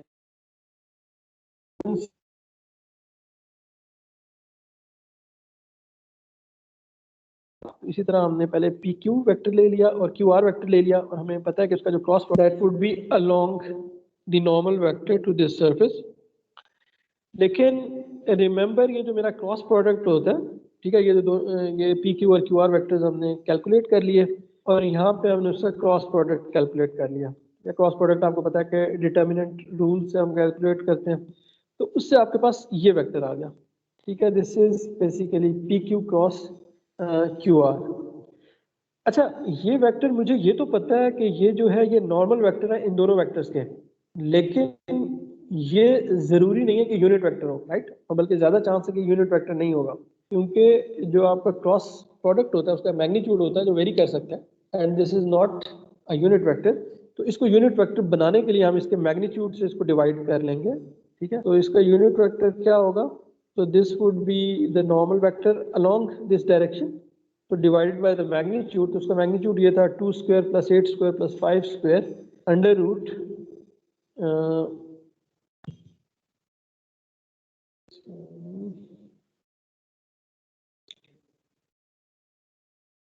ओके, सो ये उसका बेसिकली मैग्नीट्यूड आ गया विच इज √93, ठीक है। सो जब हमने उसको मैग्नीट्यूड से डिवाइड कर लिया तो यहाँ पे हमारे पास जो उसका ये वाला जो वेक्टर है this is the unit vector 1/√3 2x - 8y + 5z। तो यहाँ पे हमारा जो पहला पार्ट है इसका वो कंप्लीट हो गया। अब मेरे पास वो नॉर्मल वेक्टर आ गया which is normal to the surface to that 2D surface. Okay, so now that we have the normal vector we can calculate the normal component, that is straightforward, ठीक है। तो हमने इसका डॉट प्रोडक्ट ले लेना है अपने वेक्टर a के साथ। वेक्टर a मेरे पास यहाँ पे गिवन है 1 2 और 3 के साथ, ठीक है। तो उसका डॉट प्रोडक्ट बड़ा स्ट्रेट फॉरवर्ड है कार्टेशियन कोऑर्डिनेट में, ठीक है। ax को मल्टीप्लाई कर दूंगा 2 से, ay को मल्टीप्लाई कर दूंगा इसके y कंपोनेंट -8 से, और az को 3 को मल्टीप्लाई करूंगा 5 के साथ। तो अल्टीमेटली ये मेरे पास आता है मैग्नीट्यूड उसके नॉर्मल कंपोनेंट का। उसकी डायरेक्शन क्या होगी, वो नॉर्मल कंपोनेंट है तो उसकी डायरेक्शन जो है वो इसी यूनिट वेक्टर के अलॉन्ग होगी जो ऊपर हम फाइंड कराए हैं। तो यहाँ पे अगर आप उसकी वैल्यू प्लग इन कर देते हैं तो आपके पास ये वैल्यू आ गई which is basically the normal component of my a vector which is along the unit vector along the unit normal of the surface। और जब ultimately we can find the tangential component which is the vector minus the normal component, ठीक है। तो आप उसको minus करना आपको आता है तो उससे बेसिकली आप उसका रिजल्टेंट वेक्टर जो है जो उसका टेंजेंशियल कंपोनेंट जो उसका है वो आप उसको फाइंड कर सकते हैं। तो होपफुली बाय दिस एग्जांपल, तो यहाँ पे बेसिकली उसका रिजल्ट नहीं लिखा हुआ but you can easily do this subtraction. So hopefully now you know कि जी how we can calculate when you have a vector over a surface, तो उसका normal और tangential component हम कैसे calculate करते हैं, ठीक है। अच्छा ये जो सारी था इसका फायदा क्या है?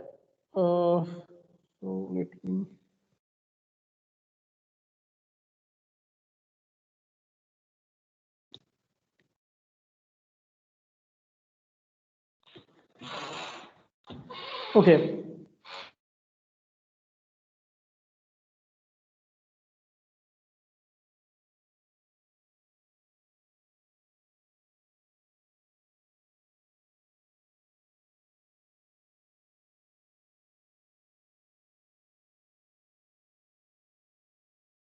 तो हम इसको कैलकुलेट कर सकें।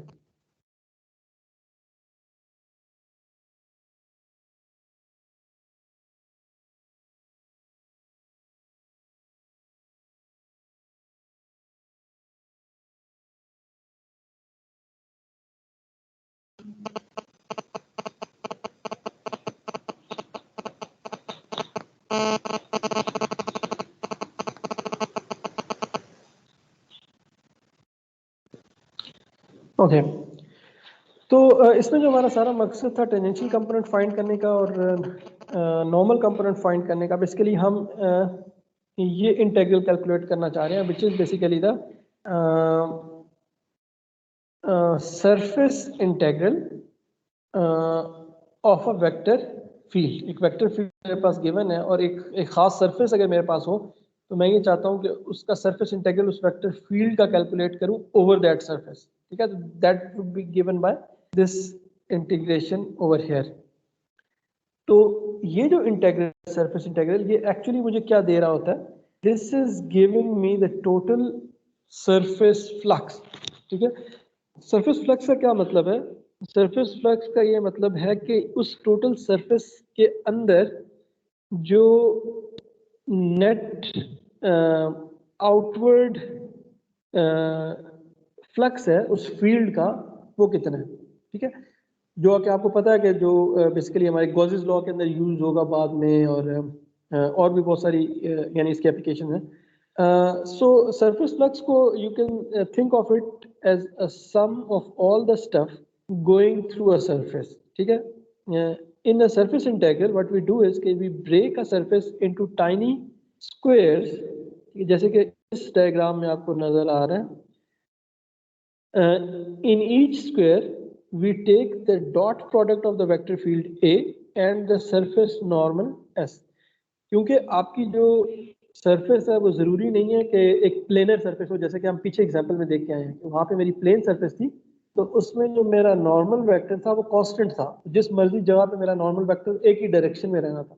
लेकिन if you think of a curved surface like this, तो यहाँ पे यू कैन सी कि जी इस छोटी सी डिफरेंशियल सरफेस का वेक्टर हो सकता है, इसका अपवर्ड्स हो, आपके ये जो कॉर्नर के ऊपर जो छोटी सा स्क्वायर है इसका इस डायरेक्शन में हो, यहाँ पे जो है इसका इस डायरेक्शन में हो, क्योंकि वो लोकली उस डिफरेंशियल सरफेस के नॉर्मल है वो वेक्टर n। तो यू कैन सी कि जी this vector is not constant throughout. अगर आप सरफेस के ऊपर ट्रेवल कर रहे हैं तो किसी कहीं पे उसकी डायरेक्शन कुछ और है, कहीं पे उसकी डायरेक्शन किसी और डायरेक्शन।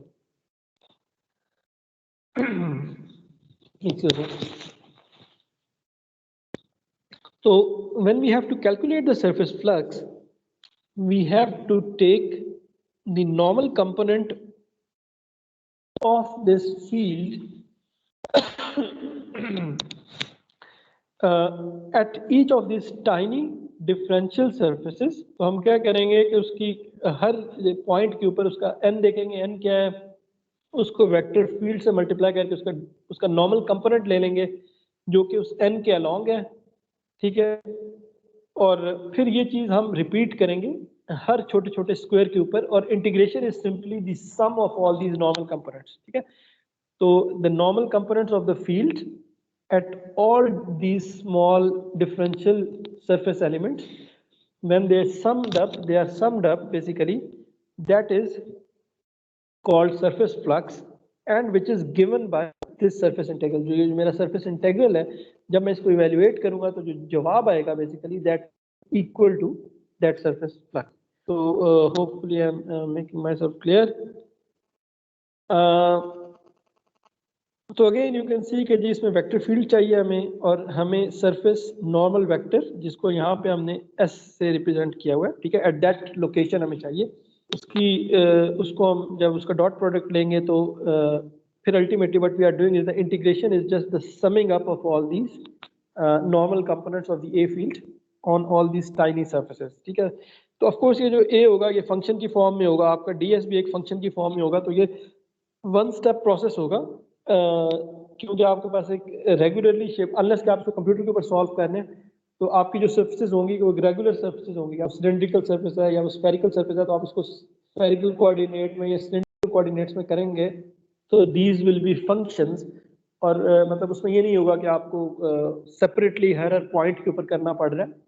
वो तो बेसिकली जब आपकी इरेगुलर सर्फेसेस होती हैं तो वो बेसिकली आप कंप्यूटर के थ्रू ये वाला काम कर रहे होते हैं, लेकिन effectively that's what is happening. जब आप इंटीग्रेट कर रहे हो फंक्शन को तो इफेक्टिवली बेसिकली आप छोटे छोटे ये सारे जो डॉट प्रोडक्ट्स हैं over all these tiny DSS, आप इनको लेके आप उनको सम कर रहे होते हैं।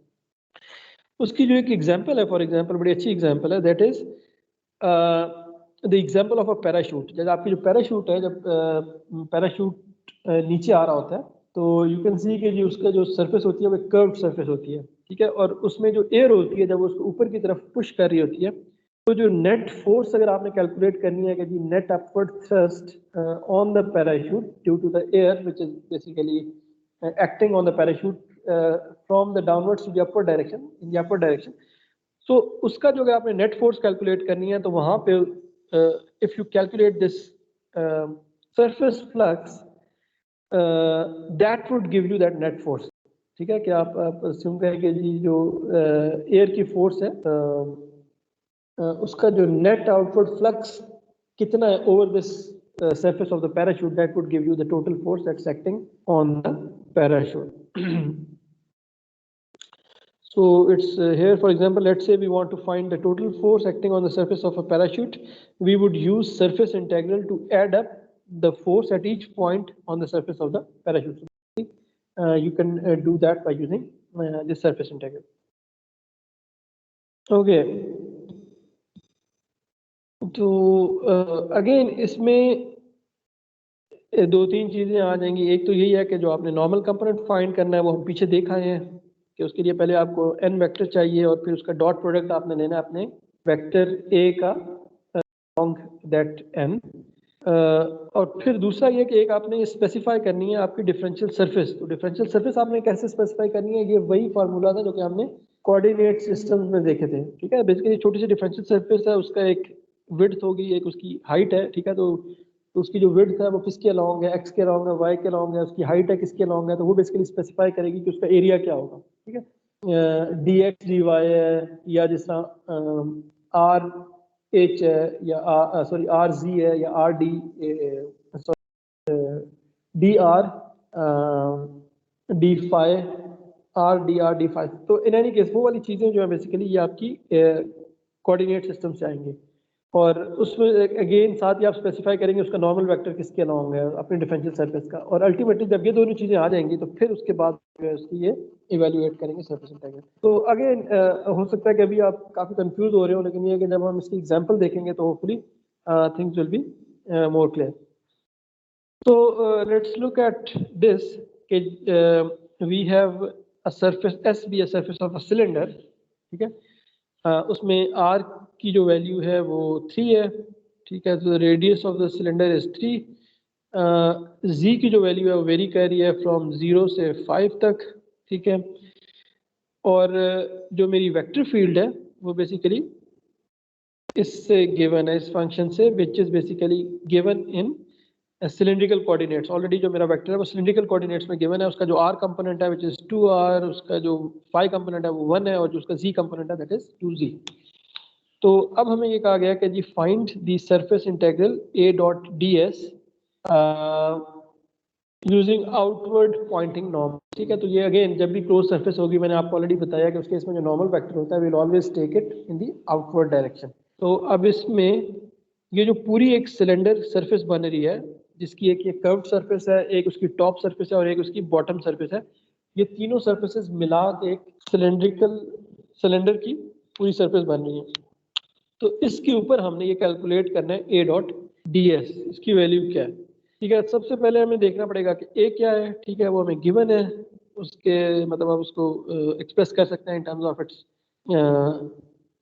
Are phi and z components. फिर हमें देखना पड़ेगा कि डी एस क्या चीज़ है। तो यूल सी के जी यहाँ पे हमारे पास 3 सर्फेसेस हैं और हर सर्फेस के केस में हमारा जो डी एस है वो डिफरेंट होगा। ठीक है, तो इस इंटीग्रेशन को हम बेसिकली 3 स्टेप्स में तोड़ेंगे, integral over the top surface, integral over the bottom surface और integral over the cylindrical surface, ये कर्व्ड सरफेस जो है। और हर एक के केस में आपका जो ds है वो डिफरेंट होगा। आप ds जो है उसको स्पेसिफाई करेंगे, उसके नॉर्मल को स्पेसिफाई करेंगे। जब आपने ds स्पेसिफाई कर लिया तो उसके बाद आप a डॉट ds कैलकुलेट कर लेंगे, और जब आपके पास a डॉट ds आ गया तो फिर आपने उसकी लिमिट्स भी के उसके लिमिट्स क्या हैं। ठीक है, यहाँ पे इसके ऊपर लिमिट्स और होंगी, इस सरफेस के ऊपर लिमिट्स और होंगी, तो साथ साथ आप लिमिट स्पेसिफाई करेंगे और फिर ultimately you will perform the integration. ठीक है, so let's look at how it is done. So पहले तो मेरे पास वेक्टर ए क्या था, जो वेक्टर ए था वो उसमें मेरे पास ये था। ठीक है, उसको मैंने इस तरह लिख लिया in terms of its R phi and z components. अच्छा, सबसे पहले मैं उसको ये जो सिलेंड्रिकल सरफेस है इसके ऊपर इंटीग्रेट कर रहा हूँ। ठीक है, तो इस केस में मैंने अपना डी एस डिफाइन करना है, डिफरेंशियल सरफेस। तो मुझे पता है कि डी एस के केस में उसका नॉर्मल वेक्टर मुझे बताना है और उसका डिफरेंशियल एरिया बताना है। ठीक है, तो इस केस में जो कर्व्ड सरफेस है, एक तो वो फाई के अलोंग इसका जो है वेरी कर रहा होता है। ठीक है, जो फाई के अलोंग वेरी कर रहा होगा उसको हम आर डी फाई कहेंगे, उस लेंथ को। रिमेंबर ये एंगल क्वांटिटी थी, इसको हमने लेंथ क्वांटिटी में चेंज किया, और जो एक जी के अलोंग वेरी कर रहा है उसको हम डी जी कहेंगे। तो अल्टीमेटली जो मेरे पास डी ए है which is R D phi into d z. और इसका नॉर्मल कंपोनेंट क्या है, इसका नॉर्मल कंपोनेंट वो है जो कि बेसिकली आउटवर्ड्स पॉइंट कर रहा है, which is always along radial direction. जो मर्जी यहाँ पे आप डी एस अज्यूम कर रहे हैं इस कर्व सरफेस के ऊपर, उसका जो नॉर्मल कंपोनेंट है वो, उसका जो नॉर्मल वेक्टर है वो हमेशा रेडियल डायरेक्शन में, मतलब जो सिलेंडर की रेडियल डायरेक्शन है उसमें पॉइंट कर रहा होगा। तो n को हमने रिप्लेस कर दिया r हैट के साथ। तो यू कैन सी के जी in this way you can write the differential surface vector. मेरे पास डिफरेंशियल सरफेस वेक्टर आ गया। तो next step is to calculate a dot d s, that is straightforward. ठीक है, यहाँ पे अगर आप देखें तो ये मेरा जो ds है इसका सिर्फ एक ही कंपोनेंट है विच इज r वेक्टर। तो इसका मतलब है कि ये जो बाकी दो है जब इनके साथ मल्टीप्लाई होगा तो ये तो जीरो हो जाएंगे क्योंकि इसका सिर्फ एक ही कंपोनेंट है, तो ये 2r जो है ये बाकी बच जाएगा। तो 2r multiplied by r d5, तो आपके पास ये 2r स्क्वायर d5 dz आ गया, which is basically a dot ds। तो now you have to define the limits of integration कि आपने इसमें कहाँ से कहाँ तक इंटीग्रेट करना है। तो अगर आप इसमें देखें तो आप इसमें दो चीज़ों को इंटीग्रेट कर रहे हैं, एक d5 को और एक dz को, जबकि जो r है वो आपका वो कांस्टेंट रह रहा है। ठीक है, जो r की कांस्टेंट वैल्यू है वो हमें गिवन है क्योंकि वो वैल्यू शायद हमें इसके अंदर पुट करनी पड़े। तो जो r की वैल्यू है basically which is equal to 3, cylinder का रेडियस है वो 3 है, तो इस r की जगह पे हम 3 पुट कर सकते हैं क्योंकि वो कांस्टेंट है इस सरफेस के ऊपर। और d5 और dz वेरी कर रहा है, जो फाई है वो 0 से 2 पाई तक वेरी कर रहा है क्योंकि हम पूरे जो है ना सिलेंडर की पूरी कंप्लीट बॉडी के ऊपर कह रहे हैं कि उसको हम इंटीग्रेट कर रहे हैं, उसके सिर्फ एक पार्ट के ऊपर नहीं कर रहे हैं। और dz जो है वो वेरी कर रहा है 0 से लेकर 5 तक। ठीक है, ये भी हमें गिवन है क्वेश्चन के अंदर। ठीक है, ये 0 है और ये 5 है बेसिकली। तो now we have the limits, तो in the next we are going to put the limits. ठीक है, तो ये लिमिट्स आ गई। तो यहाँ पे r की वैल्यू हमने प्लग इन की 3 और इसकी लिमिट्स डाल दी z की 0 से 5 और 5 की 0 से 2 पाई। तो नाउ इट्स स्ट्रेट फॉरवर्ड। ठीक है, ये कांस्टेंट बन गया। तो इन दोनों को जब आपने इंटीग्रेट किया तो ultimately basically you will get this thing 180 पाई। तो this is the value of the integral over the curved surface only. ठीक है, remember we have the top surface and the bottom surface as well. तो जो total integral होगा over the entire cylindrical surface would be the sum of all three integrals. तो अब हम देखते हैं कि अच्छा इसकी टॉप के ऊपर लेट से हम इसको इंटीग्रेट कर लेते हैं। तो वेक्टर तो मेरा वही रहा जो पहले था, सॉरी ये 2r + 1 5 + 2 पाई z। ds इस केस में क्या था, टॉप सरफेस के ऊपर जो है मेरा r वेरी कर रहा है। ठीक है, और एक 5 वेरी कर रहा है। ठीक है, तो ये basically dr multiplied by r d5 ये मेरा डिफरेंशियल सरफेस एरिया बन गया। और इसका नॉर्मल वेक्टर मुझे पता है कि जी इसके ऊपर जो भी डिफरेंशियल एलिमेंट होगा उसका नॉर्मल वेक्टर हमेशा अपवर्ड डायरेक्शन में होगा। ठीक है, that would be along z direction. So this z vector is representing the normal vector direction और ये उसका मैग्नीट्यूड डिफरेंशियल सरफेस एरिया का r dr d5। ठीक है, again now we will calculate a dot ds। यहाँ पे मेरे पास सिर्फ z कंपोनेंट है तो ये r कंपोनेंट और phi कंपोनेंट जीरो हो जाएंगे। तो ये जो 2z था वो आ गया basically 2z r dr d5। ठीक है, तो अब इस केस में मेरा z कांस्टेंट है, राइट, क्योंकि मैं टॉप सरफेस के ऊपर हूँ, z की वैल्यू कांस्टेंट है विच इज इक्वल टू 5। तो z की वैल्यू मैंने 5 पुट कर दी, 5 की वैल्यू अगेन 0 से 2 पाई है और r की वैल्यू 0 से 3 है क्योंकि इसका रेडियस 0 से लेकर मैक्सिमम वैल्यू 3 तक वेरी कर रहा है। तो जब आपने ये वैल्यूज प्लग इन की और इसको अपने इंटीग्रल को इवेलुएट किया तो अल्टीमेटली यू विल गेट 9 पाई। ठीक है, तो ये टॉप सरफेस पे आपकी जो वैल्यू आ गई वो 9 पाई थी, जो कर्व्ड सरफेस पे आपकी वैल्यू निकाली थी वो 180 पाई थी। अच्छा, लेट्स लुक एट के बॉटम सरफेस पे क्या होगा।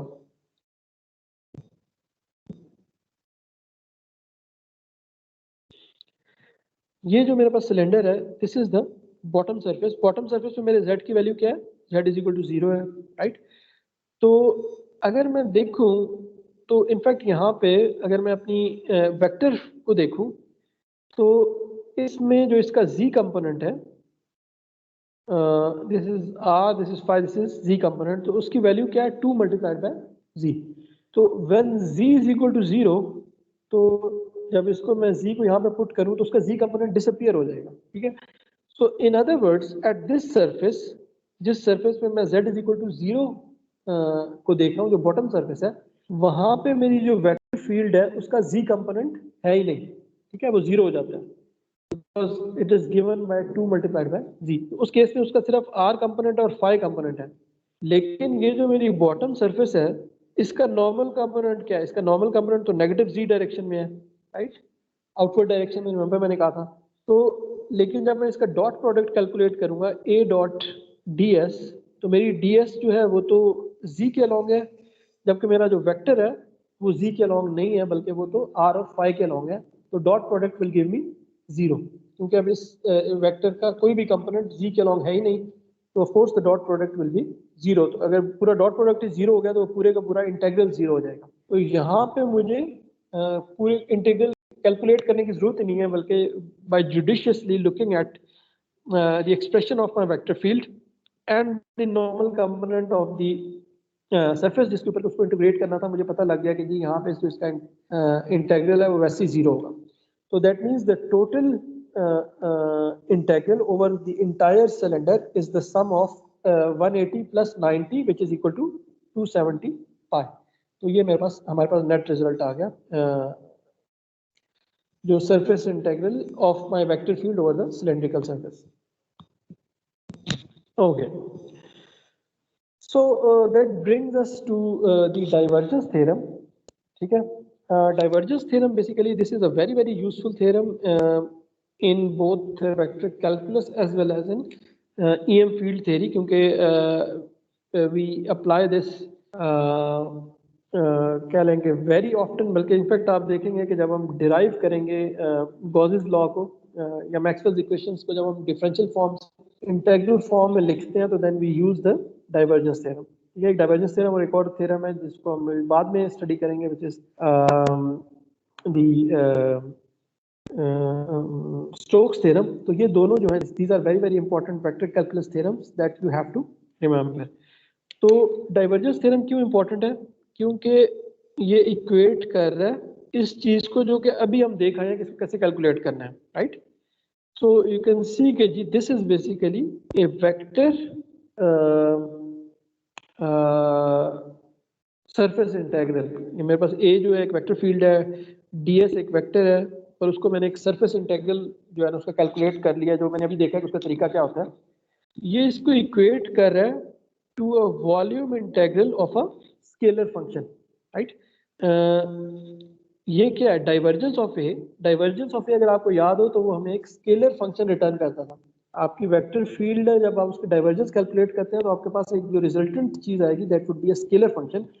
और एक स्केलर फंक्शन के जब आप वॉल्यूम इंटीग्रल ले लेते हो तो then of course that's a simple 3D integration of a scalar field और अ स्केलर क्वांटिटी।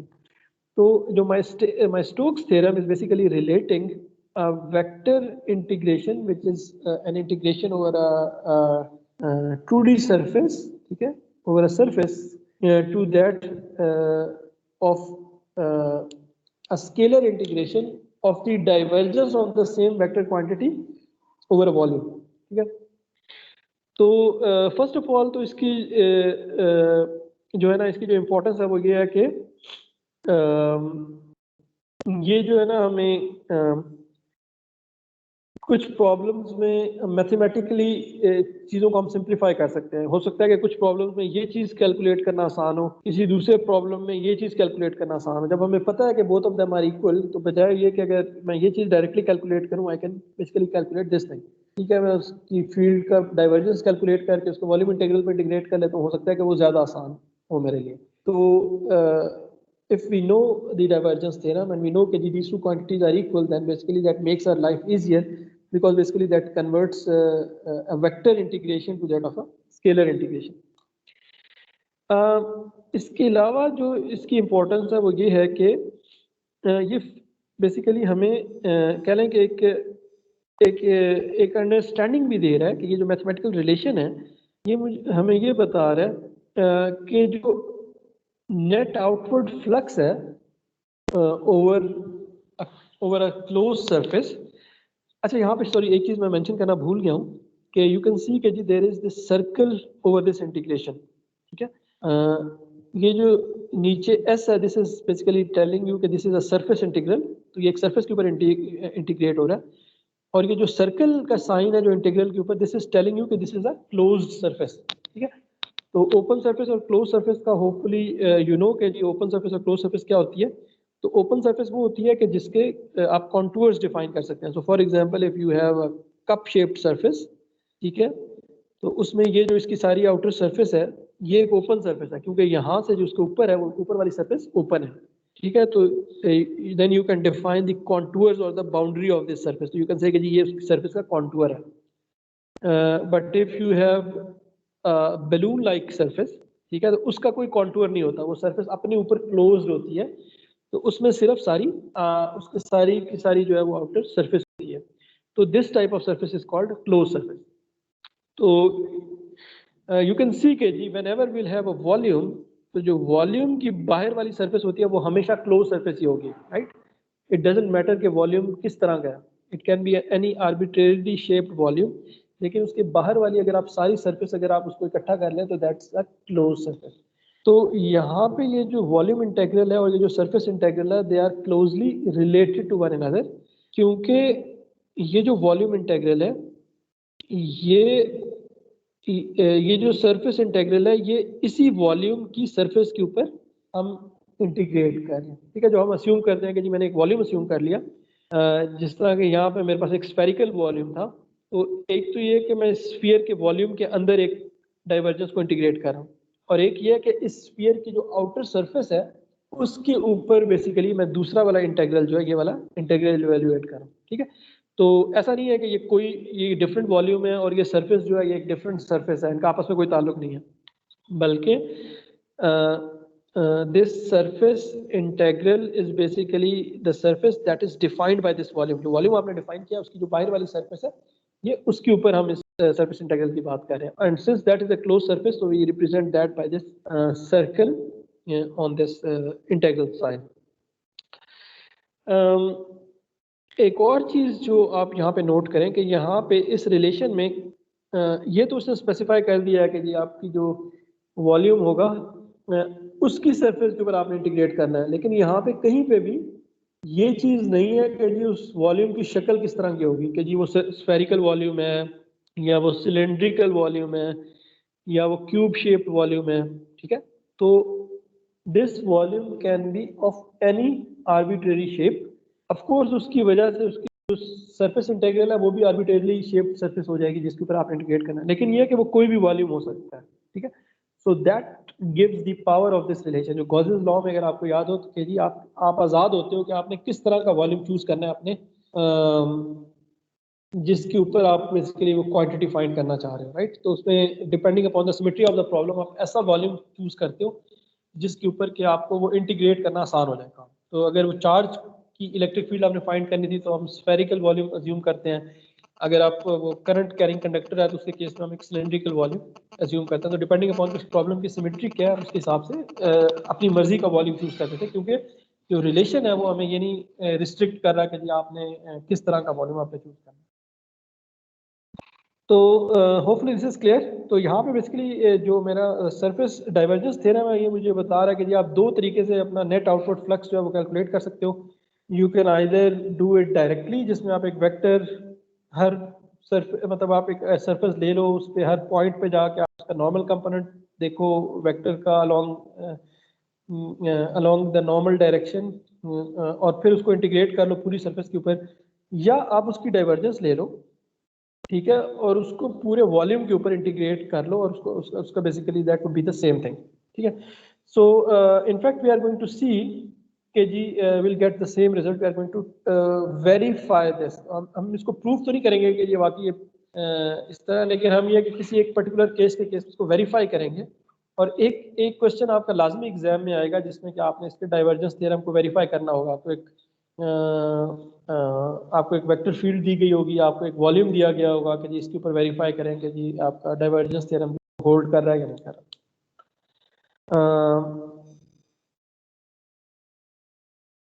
ठीक हो गया।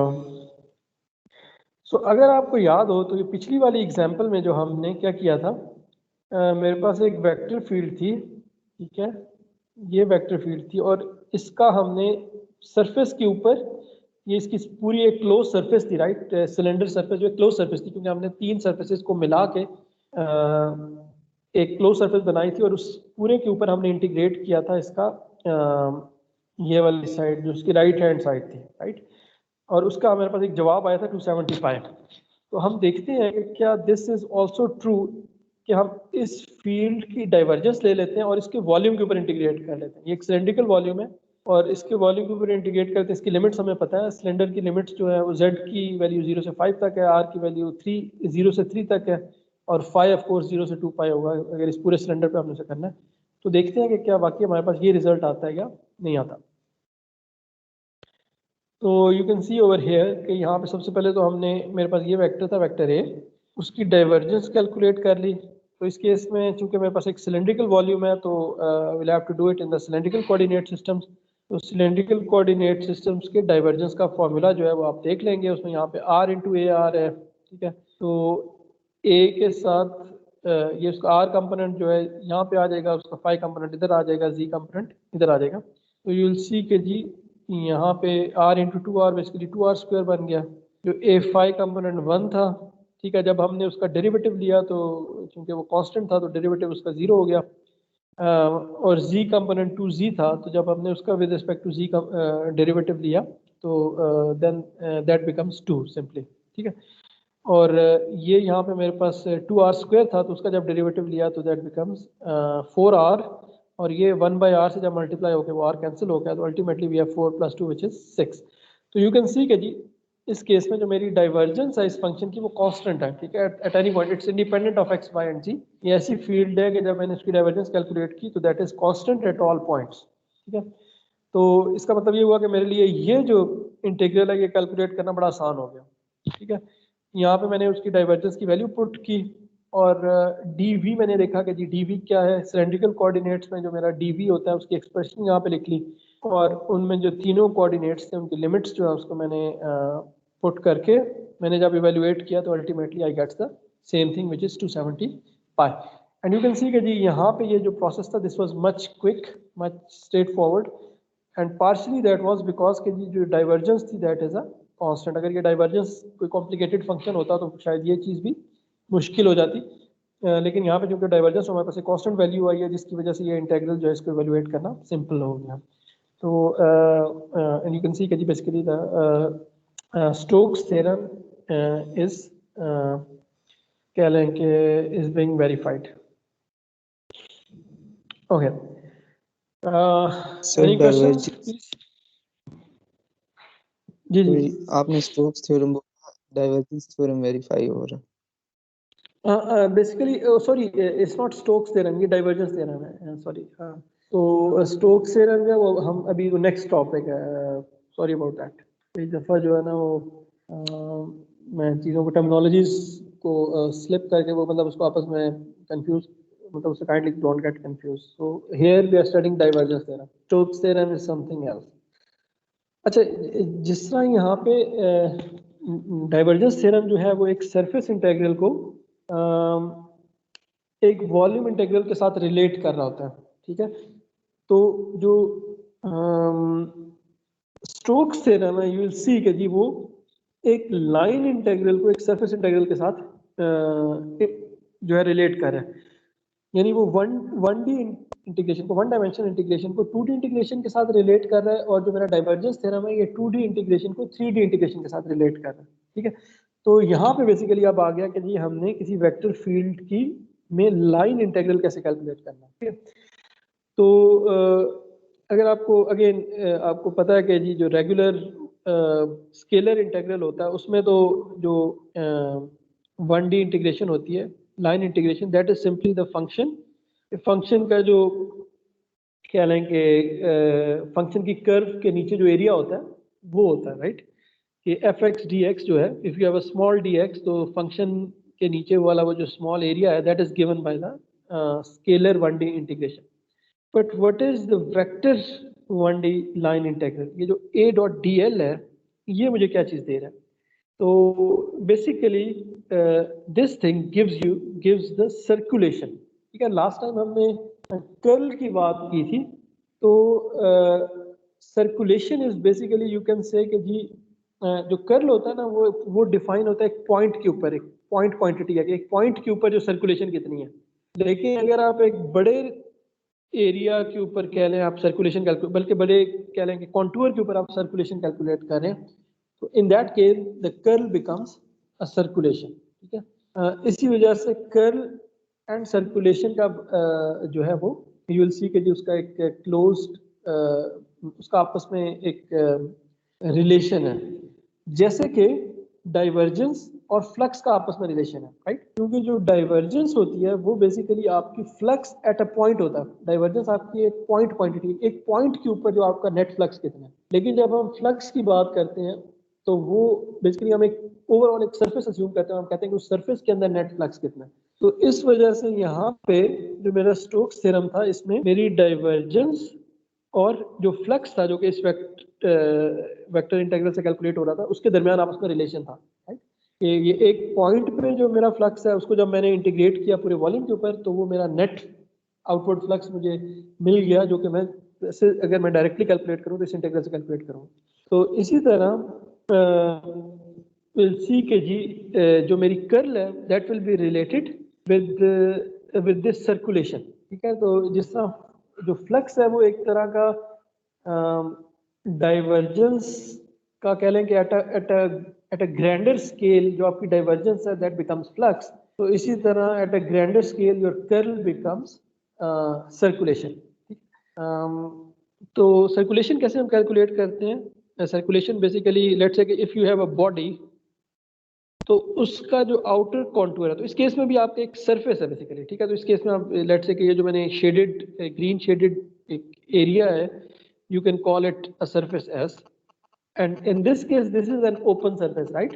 जो पीछे हम लोग डिफाइन कर रहे हैं, ओपन सरफेस के केस में हमेशा you have a contour of the open surface. Close surface के केस में आपका कॉन्टूर नहीं होता।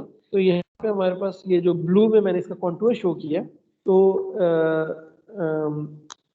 when you do line integral, of course you need a contour, so line integral will always be on a open surface, ठीक है? या जरूरी नहीं है कि वो एक सरफेस ही हो, आपका लाइन इंटीग्रल जो है ना, एक आपकी एक वैसे भी एक कॉन्टूर हो सकता है जो कि क्लोज ना हो आपस में। यहाँ पे ये जो कॉन्टूर है, we will call it a closed contour because the contour is closing upon itself, so it is making a closed। इसी तरह जैसा हमने वॉल्यूम के केस में कहा था ना कि हमारा जो वॉल्यूम की आउटर सरफेस होती है वो हमेशा एक क्लोज सरफेस होती है, तो इसी तरह जो हमारी ओपन सरफेस होती है या जो सरफेस होती है उसका जो कॉन्टूर होता है वो हमेशा एक क्लोज्ड कॉन्टूर होता है, राइट? तो इसलिए जब आप विल सी के जी जब हम इसको स्टोक्स थ्योरम देखेंगे तो उसमें इस सरफेस के इंटीग्रल को हम इसके कॉन्टूर के इंटीग्रल के साथ रिलेट करेंगे। तो वहाँ पे क्योंकि हम सरफेस के इंटीग्रल को रिलेट कर रहे हैं कॉन्टूर के इंटीग्रल के साथ, तो चूंकि सरफेस का जो कॉन्टूर है वो हमेशा क्लोज्ड होगा, तो इसलिए वहाँ पे भी हम इंटीग्रल साइन के ऊपर वो स्मॉल सर्कल यूज करेंगे to indicate that 1D integral is a closed contour integral. Okay, but let's first look at के जी हमने 1D लाइन इंटीग्रल कैलकुलेट कैसे करना है, ठीक है? तो सबसे पहले तो आप देख रहे हैं कि हम वेक्टर का डॉट प्रोडक्ट ले रहे हैं DL के साथ। DL क्या चीज़ है? किसी भी पॉइंट पे DL is the tangent vector to that contour, ठीक है? आपके जो कॉन्टूर उस पॉइंट के ऊपर जो टेंजेंट वेक्टर है, differential length vector eight tangent at that point two the contour is basically DL। And again ये DL आप किस तरीके से स्पेसिफाई करेंगे, ये आपके कोऑर्डिनेट सिस्टम बताएगा आप किस कोऑर्डिनेट में ये चीज़ परफॉर्म कर रहे हैं। कार्टेशियन कोऑर्डिनेट है तो वो XYZ की फॉर्म में होगा, अगर वो सिलेंड्रिकल कोऑर्डिनेट है तो वो R D phi DZ की फॉर्म में होगा, and so on and so fourth. और जब आप वेक्टर का डॉट प्रोडक्ट इसके साथ लेंगे, ये आपकी ये ए वेक्टर क्या चीज़ है, ये आपका फील्ड वेक्टर है, जो कि इधर आपसे ये हमने एरोज के साथ ये जो यहाँ पे basically A is a uniform vector field जिसमें कि एरो की लेंथ सेम है और it's a constant pointing in one direction. लेकिन एट दिस पॉइंट यहाँ पे जो ए वेक्टर था उसका टेंजेंशियल कंपोनेंट के इसके DL के अलॉन्ग उसका टेंजेंशियल कंपोनेंट कितना है, ठीक है? So that is basically A dot DL। और जब आप उसको इंटीग्रेट कर रहे हैं तो बेसिकली ये चीज़ आप हर पॉइंट पे ये कैलकुलेट कर रहे हैं कि A का DL के अलॉन्ग टेंजेंशियल वेक्टर कितने हैं, और फिर आप उसको सम कर रहे हैं, ठीक है, इस पूरे कॉन्टूर के अलॉन्ग। तो यू कैन सी के जी basically this will effectively give you the circulation of this surface or the tendency of the object to rotate, कि जी इसके ऊपर net force, if this is a force field, या आपकी अगर A vector is the force field, so this will give you the net rotational force on this irregular shaped surface, and this will give you the tendency of this surface to rotate or not। Okay,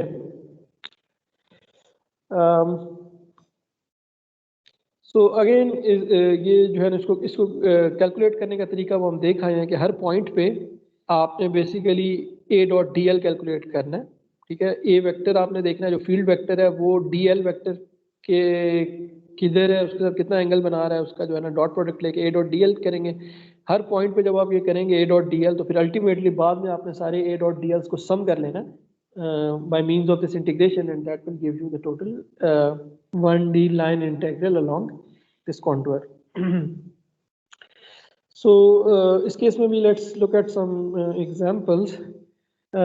So again यहाँ पे ये है कि जी line integrals can be taken on an open or closed line, ठीक है। तो अब यहाँ पे closed contour के ऊपर हमने कैलकुलेट किया, बट ज़रूरी नहीं है, आपका contour open भी हो सकता है। ऑफ कोर्स इस केस में आप कोई सरफेस डिफाइन नहीं कर रहे हैं, ठीक है। तो इस केस में उसको आप उस तरीके से सर्कुलेशन और डाइवर्जेंस कर्ल के साथ इसको रिलेट नहीं कर सकेंगे। जब आप उसको साथ रिलेट करेंगे तो then we will always talk about the closed contour. But in general this ये जो एक्सप्रेशन है, ये कह लें कि जो कॉन्टूर इंटीग्रल है, दिस इज मतलब ये एक जनरल एक्सप्रेशन है। यहाँ पे यू कैन सी कि जी हमने ये सर्कल ड्रॉ नहीं किया, so this is valid for both, कह लें कि ओपन कॉन्टूर और the close contour. Okay, so how to calculate first line integral. Line integral हम कैसे कैलकुलेट करेंगे? तो अगेन सबसे पहले तो आपको एक वेक्टर फील्ड गिवन होगी, ठीक है। तो इस केस में मेरे पास एक वेक्टर फील्ड गिवन है इन कार्टेशियन कोऑर्डिनेट सिस्टम्स, जिसके सिर्फ दो ही कंपोनेंट है, एक्स और वाई कंपोनेंट, बल्कि एक्स कंपोनेंट भी 0 है, तो वाई कंपोनेंट इज 3y। तो basically you have a vector field like this 3y y। So you can see कि जी if this is my y axis and this is the x axis, तो ये जो मेरी field है ये सिर्फ y के अलॉन्ग पॉइंट कर रही है, क्योंकि उसका यूनिट वेक्टर ही y के अलॉन्ग है, ठीक है। और वो y के ऊपर डिपेंड भी कर रही है, यानी उसकी जो स्ट्रेंथ है वो y के ऊपर डिपेंड कर रही है। जैसे जैसे y इंक्रीज करता जा रहा है, इसकी स्ट्रेंथ फील्ड की इंक्रीज करती जा रही है। यही वजह है कि यहाँ पे वेक्टर्स की लेंथ ज़्यादा है, यहाँ पे वेक्टर की लेंथ कम है। जैसे जैसे हम y के लॉन्ग मूव कर रहे हैं, मेरी फील्ड स्ट्रॉन्गर से स्ट्रॉन्गर होती जा रही है, जबकि उसकी डायरेक्शन चेंज नहीं हो रही, it is pointing upwards at all points, ठीक है। So this is its always good to try to visualize कि ये जो आपकी एक्सप्रेशन है वो आपको किस तरह की फील्ड बता रही है। If it is a simple field then you can basically try to visualize कि ये किस तरह की वेक्टर फील्ड है।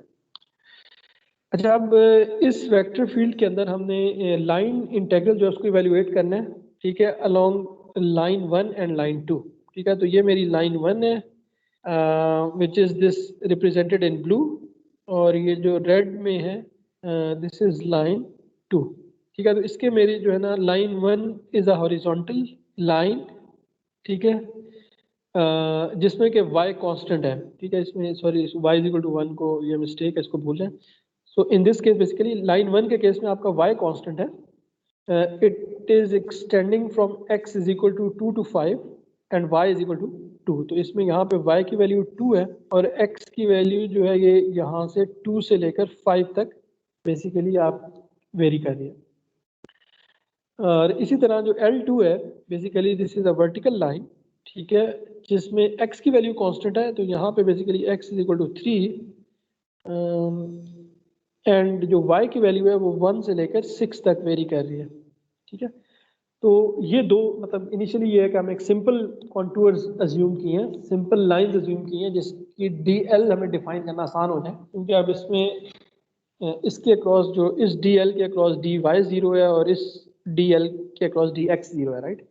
तो अब इसमें हम देखेंगे कि हम A डॉट ये जो सॉरी A डॉट DL कैसे कैलकुलेट करेंगे, A dot DL and then line integral over that DL। तो सबसे पहले तो हमें A देखना पड़ेगा, A क्या है वो हमें गिवन है, फिर हमें DL जो है वो स्पेसिफाई करना पड़ेगा, ठीक है। तो again that depends upon the coordinate systems, और के जी वो फिर हम A dot DL the dot product calculate करेंगे A वेक्टर के साथ और DL वेक्टर के साथ, फिर उसकी रेंज ऑफ इंटीग्रेशन देखेंगे कि उनकी लिमिट्स क्या हैं, और फिर फाइनली हम इंटीग्रेशन परफॉर्म करेंगे। अगेन द सेम स्टेप्स जो कि हम पीछे सरफेस इंटीग्रल के केस में भी देखा है। तो यहाँ पे आप देखेंगे पहले स्टेप में हम उसको इंटीग्रेट करते हैं अलोंग L1।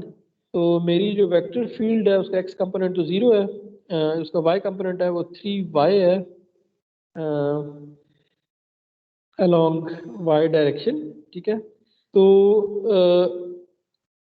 इसके along जो L1 है, L1 का जो DL है वो क्या चीज़ है? DL is simply dx which is pointing along positive x direction, ठीक है। तो हम यहाँ से इस डायरेक्शन में उसको इंटीग्रेट कर रहे हैं। तो ये जो इस वेक्टर को मैं इस तरीके से लिख सकता हूँ कि इसका जो सिर्फ dx कंपोनेंट है और इसका dy कंपोनेंट 0 है, राइट। तो इस केस में मेरा जो DL है उसका x कंपोनेंट और y 0 है, जबकि जो मेरा वेक्टर है उसका x कंपोनेंट 0 है, उसका सिर्फ y कंपोनेंट है, राइट। तो जब मैं इसका डॉट प्रोडक्ट लूंगा तो अल्टीमेटली आई विल गेट 0, क्योंकि मेरी वेक्टर फील्ड का कोई भी टेंजेंशियल कंपोनेंट है ही नहीं अलोंग दिस DL। जो ये मैंने कॉन्टूर लिया इसके अलोंग, उसका टेंजेंशियल कंपोनेंट है ही नहीं, तो दिस इज 0। तो अल्टीमेटली जो पूरा लाइन इंटीग्रल है वो 0 हो जाएगा। तो again this is analogous to the case जिसमें कि हमने उसका सरफेस इंटीग्रल कैलकुलेट किया था on the bottom surface of the cylinder, कि वहाँ पे उसका कोई नॉर्मल कंपोनेंट नहीं था, तो इस वजह से वो पूरा जो है वो सरफेस इंटीग्रल 0 हो गया था। यहाँ पे उसका कोई टेंजेंशियल कंपोनेंट नहीं है, तो इस वजह से उसका पूरा लाइन इंटीग्रल 0 हो गया। दूसरे केस में वेयर DL इज dy, ये जो रेड के अलोंग जो मेरी L2 है, this is represented by dy along y, ठीक है। तो इसका भी y वेक्टर है, और जो मेरे अपना a वेक्टर है उसका भी 3y, उसका कंपोनेंट है y के along 3y।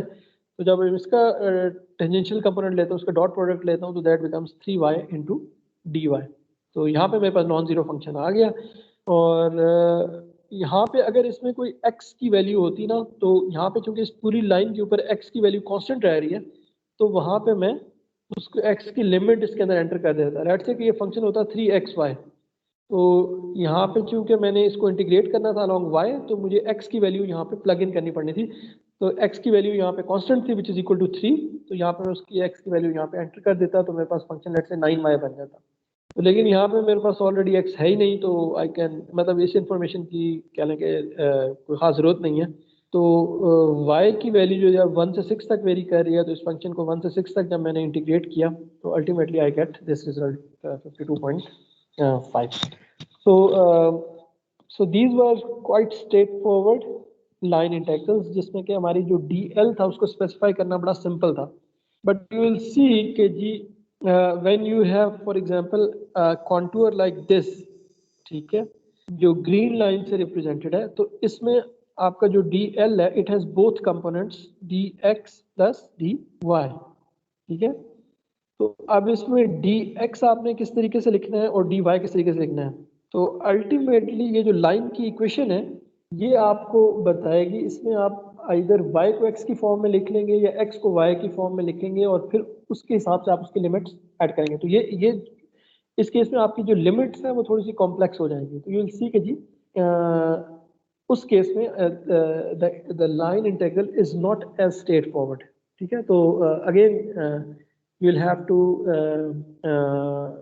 Do this by practice. आप प्रैक्टिस से ही आप इसको मतलब इसको मास्टर कर सकते हैं। आप इसमें इस तरह की बहुत सारी एग्जांपल्स करें जिसमें कि मुख्तलिफ कॉन्टूर्स हो, उसके अलॉन्ग जब आप उसकी इंटीग्रेशन करेंगे तो you have to look at कि जी एग्जैक्टली इस कॉन्टूर में मेरा एक्स किस तरह वेरी कर रहा है, वाई किस तरह वेरी कर रहा है, और उस पर लिमिट्स क्या होंगी एग्जैक्टली, ठीक है। जब मेरी एक्स की वैल्यू 0 से 1 तक वेरी कर रही है, तो उसका मतलब ये नहीं है कि वाई की वैल्यू भी सिंपली 0 से 1 तक वेरी कर रही है, राइट। उसमें जो y है वो x का फंक्शन होगा। तो इस केस में for example y is equal to x है, या y is equal to 3x है, या y is equal to 2x है, डिपेंडिंग अपॉन कि आपकी ये जो कॉन्टूर है, ये जो लाइन कॉन्टूर है, इसकी इक्वेशन क्या है, ठीक है। तो उसमें y को आप x की टर्म्स में लिखेंगे या वाइस वर्सा आप x को y की टर्म्स में लिखेंगे, एक चीज को कांस्टेंट करके। तो द पॉइंट इज कि things will become complicated, so you have to मतलब उसके अंदर आपने बहुत ज़्यादा कंसंट्रेशन जो है, you have to use a lot of concentration basically to do this. So now let's look at another example. जिस केस में मेरे पास एक वेक्टर again वेक्टर फील्ड है which has only y component and again it's a function of y, ठीक है। तो it's similar to the vector field जो कि हम पीछे देखा है यहाँ पे। तो इसमें भी इसी तरह का इसका कोई प्लॉट बनेगा, और लेकिन इस केस में हमने इसको इंटीग्रेट करना है along this पैराबोलिक पाथ, ठीक है। This is given y is equal to x square, ये जो कर्व है इसके अलॉन्ग हमने इसको इंटीग्रेट करना है from x equal to 0 to 1। Let's say कि this is 0 and this is 1, तो यहाँ पे हम चाहते हैं कि इसको इससे इस रेंज में यहाँ पे इसको इंटीग्रेट करें, इस फंक्शन को इस कर्व के अलॉन्ग, ठीक है। तो नाउ यू कैन सी कि जी बेसिकली हमें जो my y is a function of x, तो मेरी जो लिमिट्स होंगी I have to take care कि जी मैं उसकी लिमिट्स कैसे अप्लाई करता हूँ। तो अगेन इस केस में ये मेरा वेक्टर आ गया पहले स्टेप में, ठीक है। सबसे पहले तो मैं इसको dl कैसे कैलकुलेट करूं, ठीक है। इस केस में मेरे dl के दोनों कंपोनेंट्स हैं, there is dx which is pointing along x and y which is pointing along y. Since this is a 2D integral, तो इस केस में मुझे पता है कि उसका dz जो है 0 है। तो 3D के केस में आपका होगा तो उसमें आपके dl के तीनों कंपोनेंट्स आ जाएंगे। लेकिन यहाँ पे फिर मुझे जो है सबसे पहले मैं क्या करूँगा कि y को इन टर्म्स ऑफ x लिख लूँगा, ठीक है। तो ये जो कॉन्टूर है इसकी इक्वेशन है y is equal to x square, तो इसको मैं लिख सकता हूँ, अगर मैं इसका डेरिवेटिव ले लेता हूँ तो this becomes dy by dx equal to 2x। तो यहाँ से मेरे पास dy जो है उसको dx की टर्म्स में आ गया, dy is equal to 2x into dx। और अब यहाँ पे ये वाला जो dy था इसको अगर मैं रिप्लेस करूँ बाय दिस 2x dx से, तो नाउ यू कैन सी कि जी मेरे पास जो डिफरेंशिएशन है वो सिर्फ x की टर्म्स में आ गई है, ठीक है। यानी कि आप मुझे y की टर्म्स में डिफरेंशिएशन नहीं करना। तो अगर मेरे पास डिफरेंशिएशन x की टर्म्स में आ गई है तो only I have to now I have to only think about the limits of x, ठीक है। तो इस केस में मेरे पास x की जो लिमिट्स हैं 0 से 1 तक है। सो यहाँ पे प्लीज डोंट गेट कंफ्यूज्ड। इसका ये मतलब नहीं है कि जो dl है उसकी डायरेक्शन सिर्फ x के अलॉन्ग है, ठीक है। तो यू कैन सी कि जी dl हैज बोथ कंपोनेंट्स, उसका x कंपोनेंट भी है और उसका y कंपोनेंट भी है। तो dl वेक्टर उसकी जो डायरेक्शन है वो इट्स फंक्शन, वेक्टर की डायरेक्शन जो it's function of both x and y components, but the function itself is only function of x, क्योंकि हमने उसको कि y को x की टर्म में लिख लिया, तो so it's only a function of x। So next step we calculate E dot dl, sorry A dot dl, ठीक है। तो जो मेरा A वेक्टर था उसका सिर्फ y कंपोनेंट था, dl वेक्टर का x भी है y भी है, लेकिन ये x कंपोनेंट तो 0 हो जाएगा क्योंकि इसका सिर्फ y कंपोनेंट था। तो बेसिकली मेरे पास ये आ गया 2x dx into y। Again मेरे पास यहाँ पे y आ गया था, और चूंकि मैं इसको सिर्फ x की टर्म्स में लिखना चाह रहा हूँ तो y की वैल्यू मैंने यहाँ से उसको पुट कर दी which is x square. Ultimately जो मेरे पास फंक्शन आ गया this is basically 2x cube dx। and now that I have a dot dl, I have the limits of x, जिस केस में मैंने सिर्फ x के लॉन्ग इसको इंटीग्रेट करना है 0 से 1 तक, तो I can use these limits and perform this integration that comes out to be 1 by। तो you can see कि जी again this was not very difficult example, लेकिन ये है कि यहाँ पे when you have the dl which is varying in 2D coordinates, उसकी जो है ना उसके दो कंपोनेंट्स हैं, तो आपको जनरली उसको एक उसकी लिमिट्स को सिंप्लीफाई करने के लिए आप उसको एज अ फंक्शन, अब उसको एक कोऑर्डिनेट के फंक्शन में लिखना पड़ेगा या एक्स या वाई की।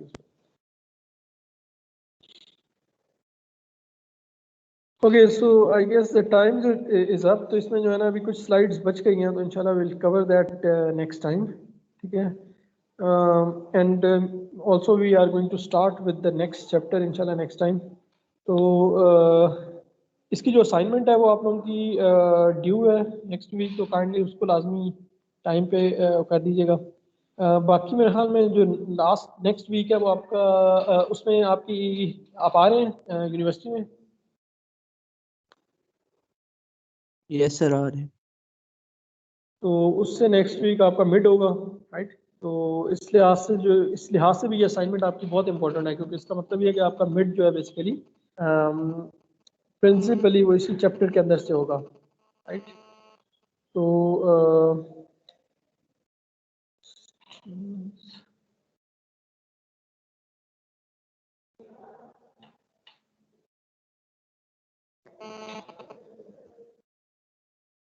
तो इससे रिलेटेड कोई क्वेश्चन है स्टूडेंट्स, तो काइंडली आस्क राइट नाउ।